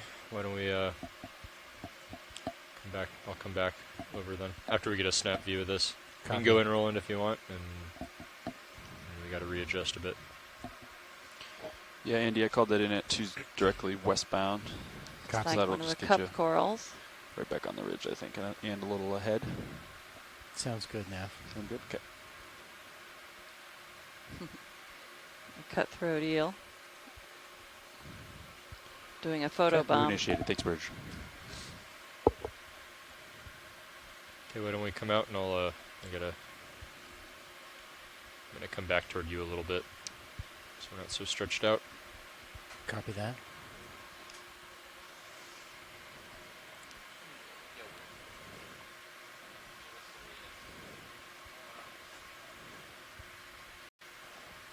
Also, Dan, there was another object dark off to the right, just so you know. Copy. I gotta back up here, but we'll be heading that way shortly. Okay. Right now I'm at 30. Gonna rotate down a little bit. Copy. So that move is 270, right? Correct. Yeah, okay. So you can follow me around as I starboard to, lateral to starboard. Copy that. We're seeing how I'm at this 4 or 5 area right is very now. flattened with just the very old coral rubble. And Follow you around. It's hard to say, but it looks as though this might have been one of the erosional scarps of this area that broke away, and all that material that used to live on top of it may be what we saw at the base, in a pile of rubble at the base. There's a beautiful Pseudoanthomastus.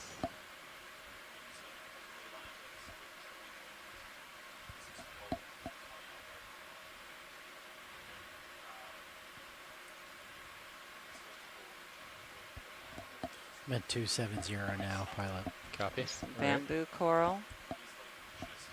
Well, there's another piece of debris there. Yeah, there's some debris in this area, sadly. There's a nice patch. Got a great view in the Sirius camera. You can see all the coral around. Huge coral behind you in Sirius. Yeah, if you take a look at camera 2, you'll see the view of this whole area. I'm going to back up toward that big from coral the real quick. viewpoint And, of Sirius, Copy. The hovering robotic vehicle that is the one directly tethered to the ship.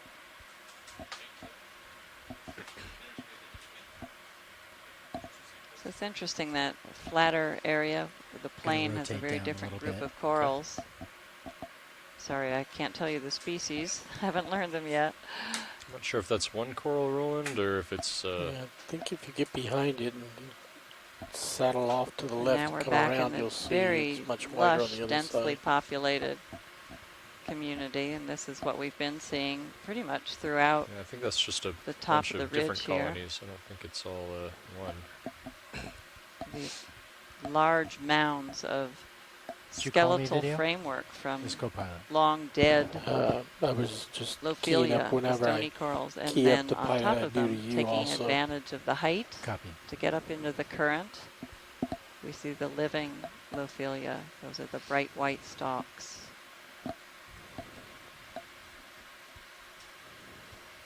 Gonna rotate down a little more. Copy.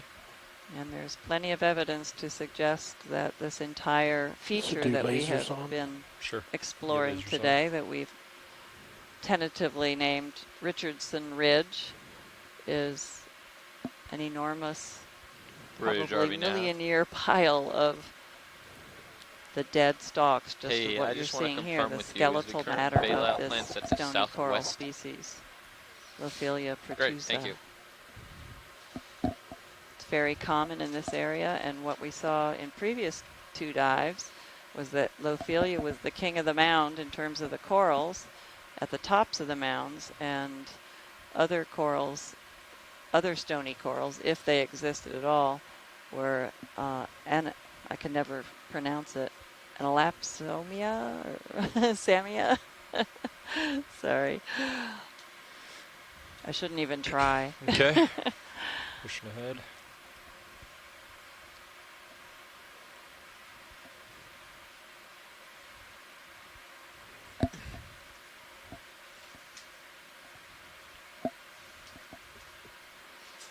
Alcianaceae. I think it just came to me. Alcianaceae. You'll have to excuse my Latin.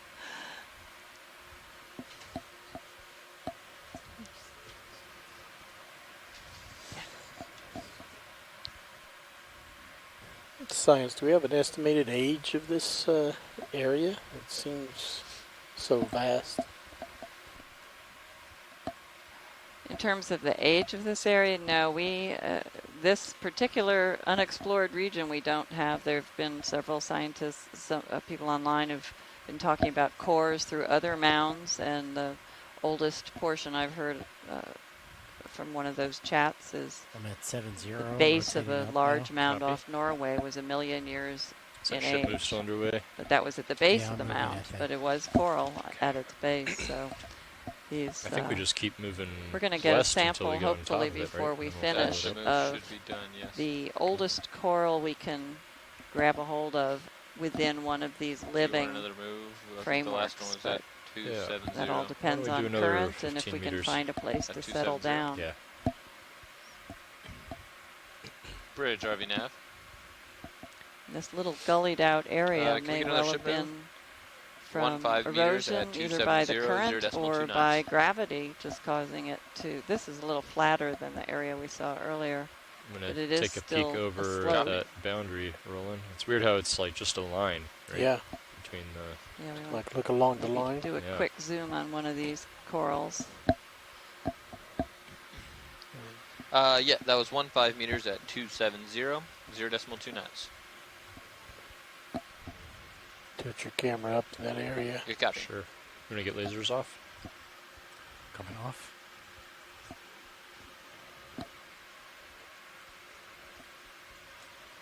I'll also pick up a little bit off bottom, and that'll light it more for Sirius. Okay. Try this first, and then I'll This is our first look at a sponge of this variety. Oh, the one at the bottom? On the top here, yeah. Let's take a quick zoom of that. We've seen these on the other previous mounds. Copy. Thank you. Take a closer look? Yes, please. Okay.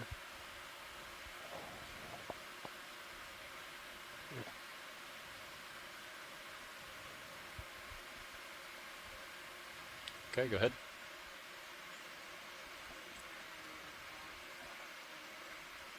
Go ahead and hold that. Oh, there's little creatures on it.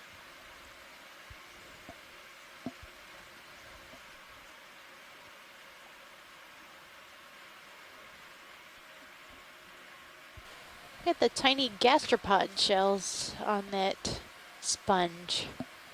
I think that's what I'm seeing. Ready for tighter zoom? Go ahead.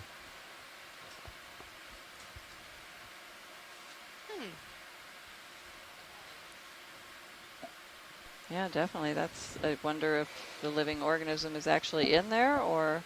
Yeah, whether the sponge has picked up the shell. Yeah, there is one in the lower left. Roland pointed out. And on the lower right, just off the screen.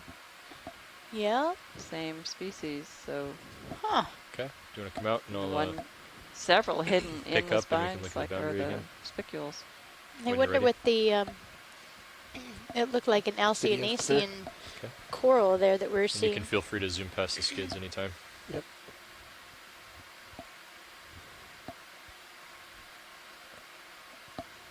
You're full wide. There's another sea star, little yellow. How much time do we have left on bottom? That round sponge was probably a geodia, but looked like a different species than so the one that we collected yesterday anyway. Yeah. Does that include? Ready at 2200. Okay. Copy that. Has a dive soup been down at all? Do you know? I was saying... I what? No. I was saying that yesterday we saw in the deeper depths the Alcianaceae. Where are you seeing this? Yeah, because I couldn't remember the name. I finally did before I got prompted, so. I was in. Take a peek in this direction, Roland. Yep. I think that boundary's a little more prominent. I think this is the... Are we on the back side of the... Well, I think this is the area that might have eroded sort of a scarp area. And Thank you, Bridge. You can see maybe the rubble it all made that mound down went there. Downhill. The basis of this mound here. Hard to say. There's a lot of live stuff on the left side there. Gonna rotate down, pilot. Sure.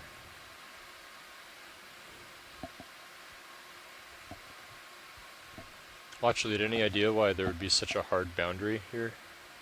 I mean, it's just like a line running along the slope. A hard line of the coral? Yeah. Yeah, well, I was just suggesting that maybe the portion on the right side of the screen had actually given way, like a small landslide, a slump, and that the rubble is the foundation of this community on the left that grew on top of the rubble, but hard to tell without digging down and seeing what's underneath the piles. Okay, coming back over, Andy. Copy that.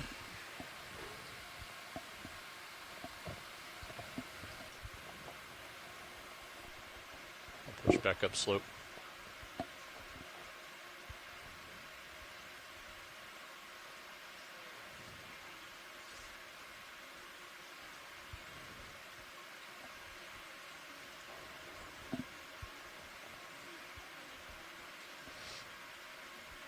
Okay, rotating up.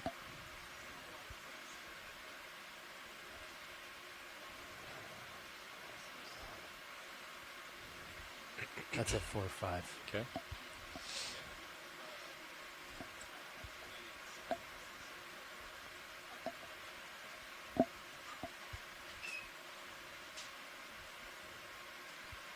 Our ship move is complete if you want another one.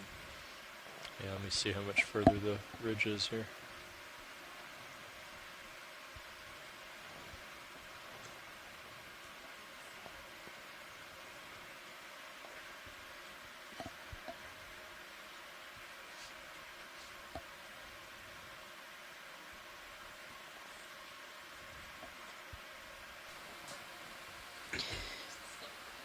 So right now we're on the east slope and we're facing basically west, coming up to the top of this feature again.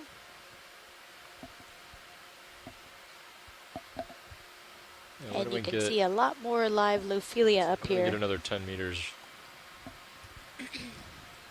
towards D2, towards 270. Okay. Bridge, RV nav. And Scott was pointing out that where the Lophelia was flattened, that keratoisis seemed to pick up, and that did seem to be true. Can we do 10 meters at 270, 0.2 knots? Leslie was explaining that might have been where there was a failure, and sort of take the Lophelia kind of stuff behind you. I definitely can't do that. Rolled there's a lot of downhill, current. and we're piled up at the bottom there, So but who knows how long ago that was. It's going to be difficult to hold position here. If that was the case at all.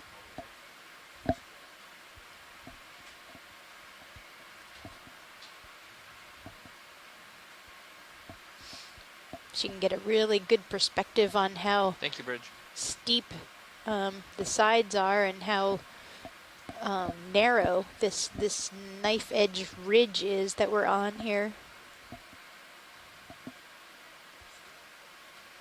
Lots of live Lophelia at the top. Sponges and some crinoids.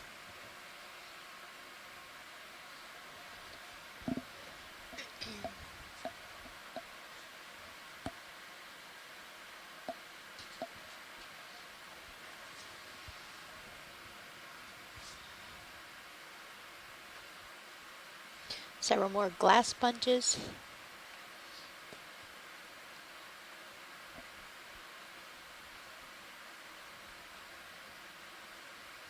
And there's a octocoral or rotating down. Sure. Couple.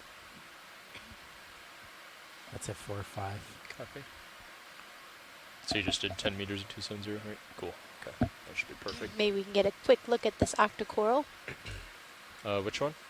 The pinkish one right in the middle top. Okay, sure. Thank you.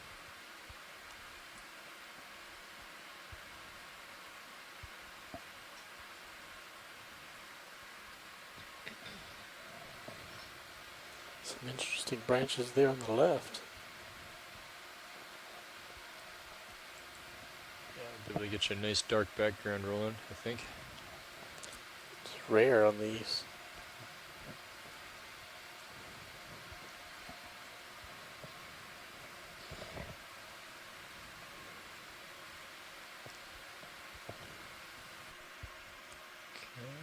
Why don't you go ahead and start to zoom in? I'll tilt up.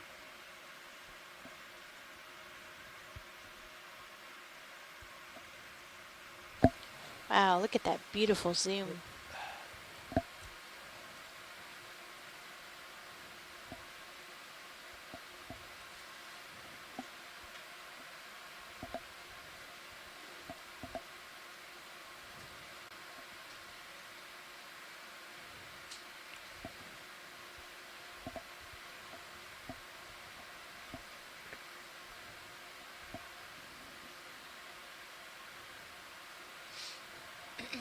Scott France says that this might be an Anthothelidae. Maybe. Standing by. In the meantime, we'll admire its beauty. Wow. Pull out to a medium shot. Sure. Rotate Actually, a little bit to keep you in view. hold that. Holding. I think I can get a nice shot. Steady shot Thank you, here. Bridge. Let's try this close up for a few seconds and then you can come out. And possibly a brownish Acanthogorgia below it. See a couple of the polyps are retracted now. Okay, go ahead, roll it. And the rest of them have pinnate tentacles that you can see, which are characteristic of octocorals. Little fiddler in the bottom right. Bottom right. Oh, yeah. Oh, and there's crab. another one of those shells that we were seeing, gastropod shell, and that one looks like it's inhabited by a hermit crab on the lower right.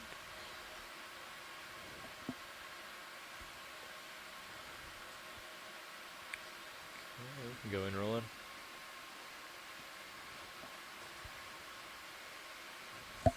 That's awesome. He's holding on for dear life. Yeah, there. he's got himself in quite a predicament.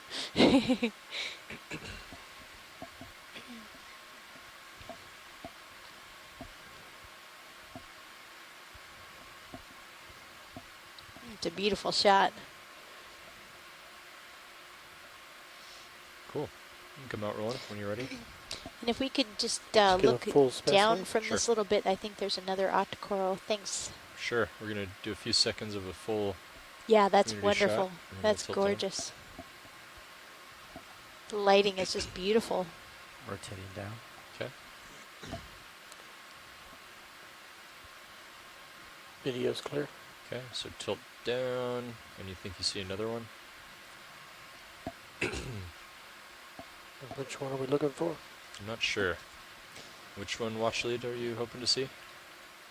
Actually, look at all, are those all brittle stars there? You want to zoom in? Yeah, there are a lot of brittle stars in the Wow. dead coral framework there. And those little tree-like things are the agglutinating foraminiferans that try we the keep fog lights talking here? about.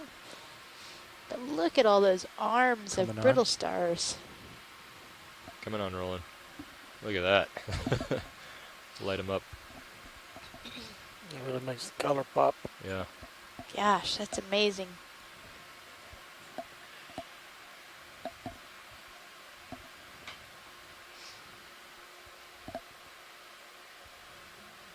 So down here. Tina says that the gastropod shell that the hermit crab was living in looks like bidium. Okay, just pull out for medium. Sure. God, there's so many of them. It's Wow. I'm glad I don't have to count those. crazy. Somebody back on shore will.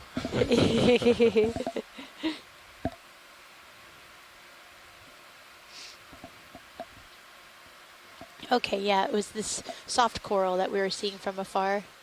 Oh, why? We have a So is there Plumerella another on the coral left. here you wanted to see? No, I think that we're good Okay. here. All right, we can It was come a out. beautiful Full scene, wide though. rolling. Thanks so much. You are full wide. Okay. You can hit the lights off when you're ready. Lights off.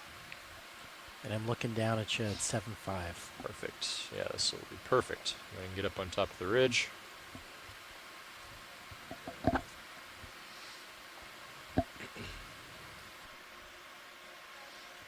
Go ahead.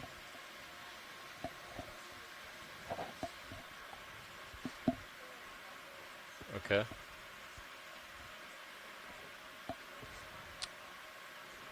Yeah. Yeah, I mean, I think we're gonna need to do that soon. We only have about 10 minutes of bottom time left. I'm rotating. Do we have a port box open? Or only both ports are filled, it looks like. Okay. I didn't hear what watch leads wanted. Did they want? I'm sorry, go ahead, watch lead.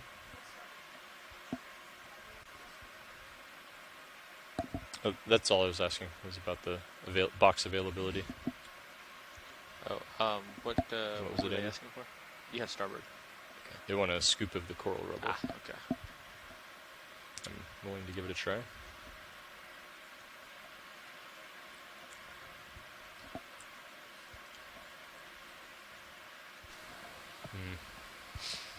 How about the oldest stuff we can get? And in our last 10 minutes or so, we are going to try to get a scoop of the coral rubble to hopefully eventually get some aging done on it. Try to figure out how old the dead branches that are sitting here actually are. To reduce the current a little bit. That makes sense. We might want to, I'm looking straight down at you, so we might want to back up a little bit. We can. I'm not moving right now, and you shouldn't be anymore. Oh, I'm not moving anymore, okay. But D2's going backwards. Sure, yeah. I think it'll be okay. I won't go too much further down slope. I'm just taking a peek. And the tether's being blown away from the slope, so. So overall, goodness, we didn't even think we were going to make it into the water today. And then we had to go from our plan A to plan B to plan C as we got kicked out of the other areas we had hoped to dive because of the conditions. But this has been a very spectacular dive. We didn't know what we would find on this feature. We kind of expected that it might be rock because it's such a steep walled and a very narrow kind of crest that runs for a long ways. It's definitely very different shaped than the mounds that we were diving on the past few days, and we're much further out east also. But when we reached the bottom and we saw that there was a whole bunch of coral rubble, that kind of gave us a clue that that was probably falling down from somewhere up above, and it's very obvious where that is now that we've seen this. So yeah, everything that we've seen so far suggests that this coral is what is building this whole mound formation here, or not really mound, but ridge formation. So one thing to consider is I'll have to land so that we can open the box from where I sit down to sample. Because I won't be able to like come up off bottom to open the box. Yep. So I'll have to be in this higher current stuff on top, I think. But let's see if we can make it work. You might be able to like back into the slope or sit your port side or starboard side. Yeah. This day has definitely been exploration at its finest. Hey, Watchers, I have a question. This is Nav. Go ahead, Nav. How old is all this? Do you have any guess?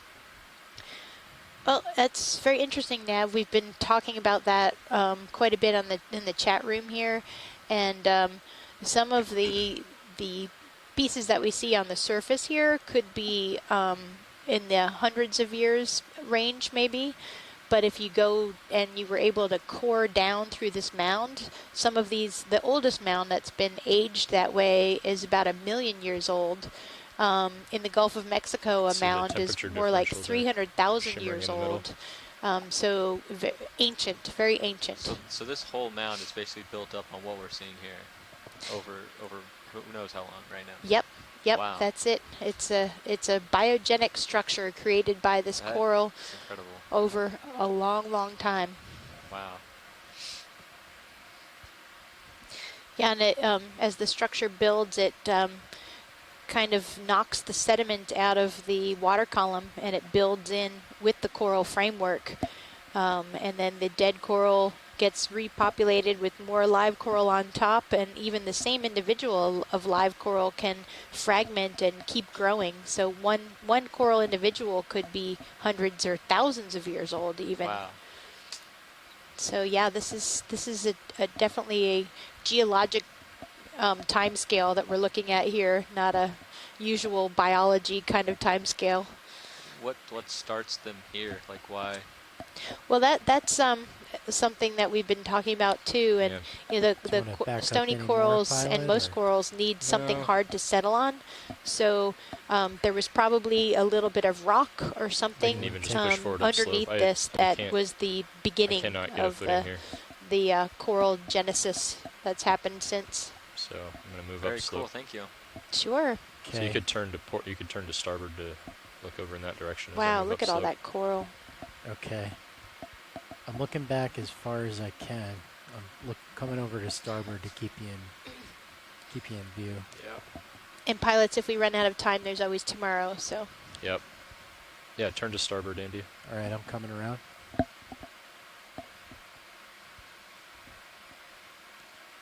And go ahead and hold that. Actually, I don't know if you've noticed the shimmering in the water, so we are seeing a bit of a difference in the temperature again. Tilting up.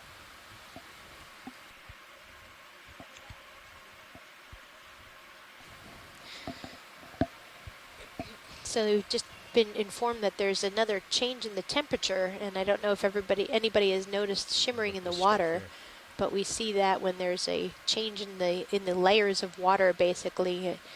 Usually a temperature change, sometimes an oxygen change. We saw that earlier in the dive when we were ascending this mound, somewhere maybe around 830 meters. There was a sharp increase in temperature and a drop in oxygen at the same level, and the water was all shimmery as we came through, and the video got a little bit blurry. So right after we crossed that is when the live coral amount of live coral really picked up. So the different water masses might be a big influence on where these corals can live and where they're happiest. Let me know if you want to get and why they are where they are. Okay, I can get it. Right, yeah. Oh, sorry. Okay, got it. Yeah. But that's one really great thing about having the kind of instrumentation on the ROV is you can actually be looking at the biota while yeah, I would do that while you see the changes in the conditions, in the oceanographic conditions. You have 3 minutes. Okay. We're going to take a grab of the dead coral skeletons here. Starboard box. Yep. Our last collection, and then we are going to have to head to the surface.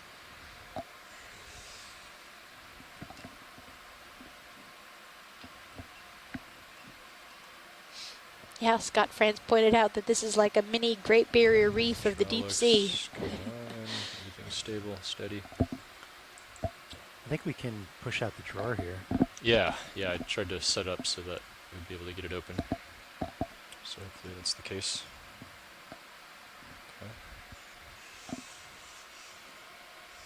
Okay, can you take my mini Zeus? Yep. And Andy, if you can keep an eye on Sirius. Sure. Okay.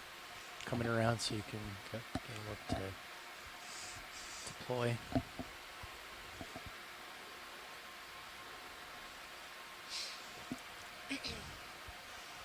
So this mound that we've ascended and been traveling along is about 85 meters of vertical relief from where we hit the sea floor, 870 meters to where we are now, which is 785 meters or so.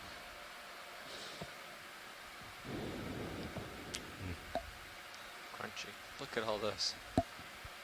Wow. Lots of brittle stars in between all these pieces of coral. we might get a brittle star sample as well. Chances are high. Well, the coral rubble itself is quite brittle. I was hoping to just be able to like grab a handful of it here, but it looks like they're not very consolidated. Probably grown brittle with age. Ooh, that looks like a nice grab.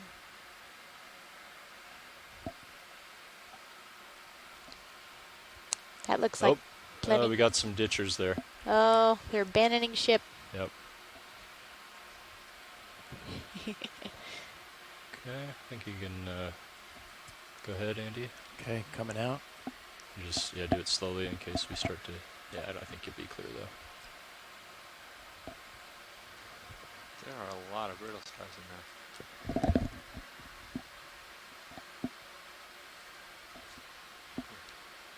I think that's fully extended. Okay.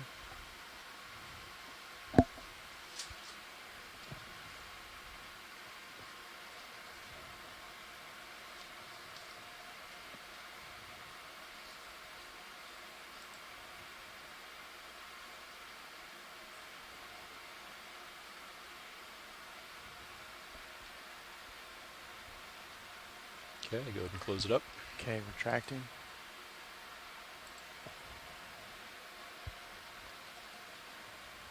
It's fully retracted.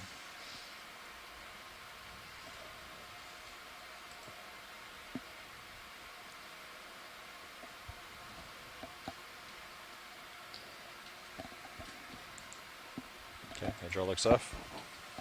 And that's time, too. All right. So if you guys want to start stowing swing arms. Okay, yeah, go for it, Andy. If you want to start stowing swing arms, and I'll get set up to get into tow. Copy.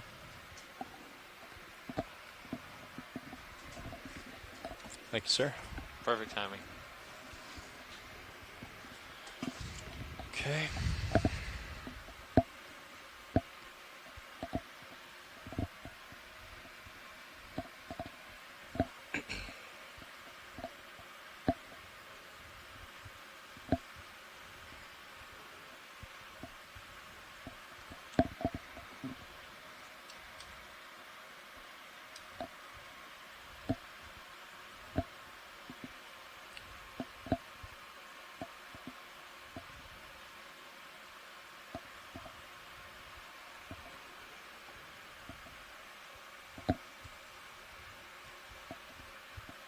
So Andy, do you want to come up on the winch a little bit?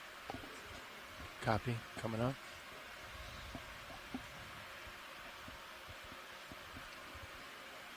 So watch leads, we are, as you can see, we are headed off bottom. We're beginning our setup and we're going to come on up. Roger that. Thank you, Nav. Thank you. Thank you, everybody, for joining us today on this really nice dive at the Richardson Hills, or Richardson Ridge. And if you'll stay tuned, we're going to have a dive planning meeting coming up very shortly, in the next few minutes. Okay, for anybody who wants to stick around and talk about our dives tomorrow and the following day. Down. Dives 8 and 9. And you can come up to 20 meters delta. And just to give you a summary of what we did today, we are coming off bottom. We had a little bit of a delayed start, but we were able to get in the water. Do you want and we turn your head to explored. We ascended port, a very turn steep feature. Okay, turning to port. That was about 85 meters in relief, and we got to the bottom and we saw coral rubble right away. We weren't sure if it was going to be rock or coral or what exactly the feature was. It was a very different shape than other mounds that we had explored the last few days, further south and west. Let me get into tow here first. And as we ascended, we saw more and more coral rubble, and then lots and lots of live Lophilia pertusa coral at the crest, the narrow crest of this ridge-like feature. And we followed along the crest, and we saw more and more of the coral. We have seen Chasion, golden crabs. We've seen several fishes, and probably So yeah, the just most line up common with the were ship. the cutthroat eels and the reef So I just want to codling. get you set up because as soon as I turn, the current's going to take me Lamanema. into tow. So you're set up and happy. We so have I'm seen going to a go fair ahead number and of turn to starboard octocorals and push out. And this is going to happen at pretty least quick. 3 different species of sea stars, asteroids. This current's just going to take me. Lots and lots of crinoids. And we basically determined that this feature that we explored today is probably biogenic, created by the scleractinian stony coral Lophelia pertusa, similar to the mounds that we explored further south and west, even though the feature looked much different in profile than those did. Okay, so I see you in my tail cam. It basically looks like a similar kind of feature. And biogenic in origin. I think you can go ahead and come out of auto heading. Okay, coming out of auto heading. All right, guys, just give us a minute and we'll move into the dive planning call. Yeah, I'm starting to swing a little bit.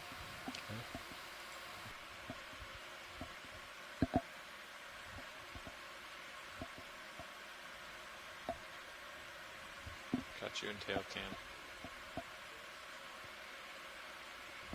Okay, I see you in my tail cam. Okay. All right, so I'm going to get my Z-bias starting to get me heading up, and then once I gain some speed, why don't you start coming up on the winch to match me, okay? Copy that. So resetting Z-bias, and I am starting to come up. Okay, I'm matching.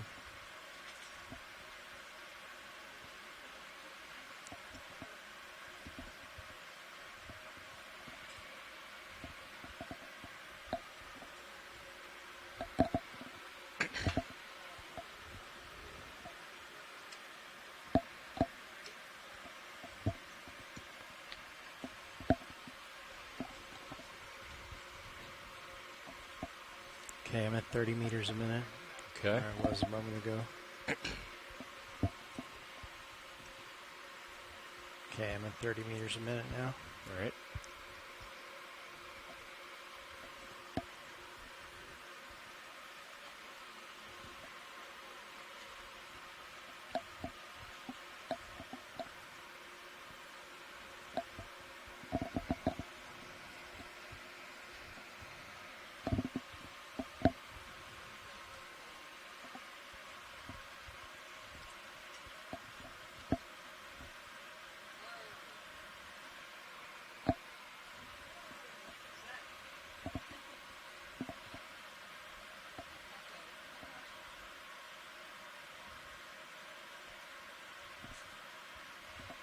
Okay, do you want to maybe just slow down just a touch? Okay. Let me gain on you here a little bit.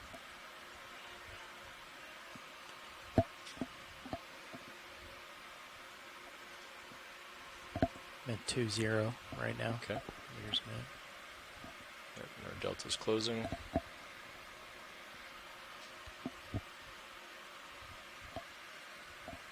So according to the depth profile, it's the same direction of current all the way up to the surface, or yeah, I'll show you. It's going to be the same directional time, but it's going to get more and less, and then more and less.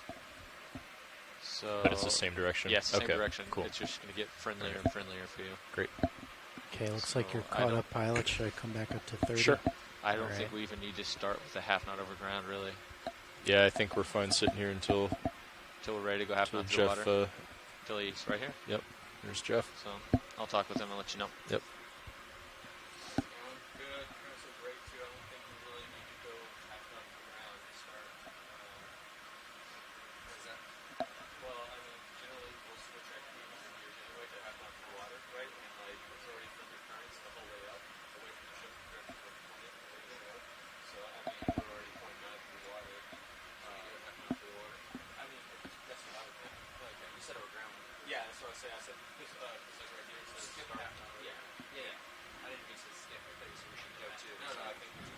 A pilot clockwise on the Z biased is more that pushes thrust. you down. Yeah. Yep.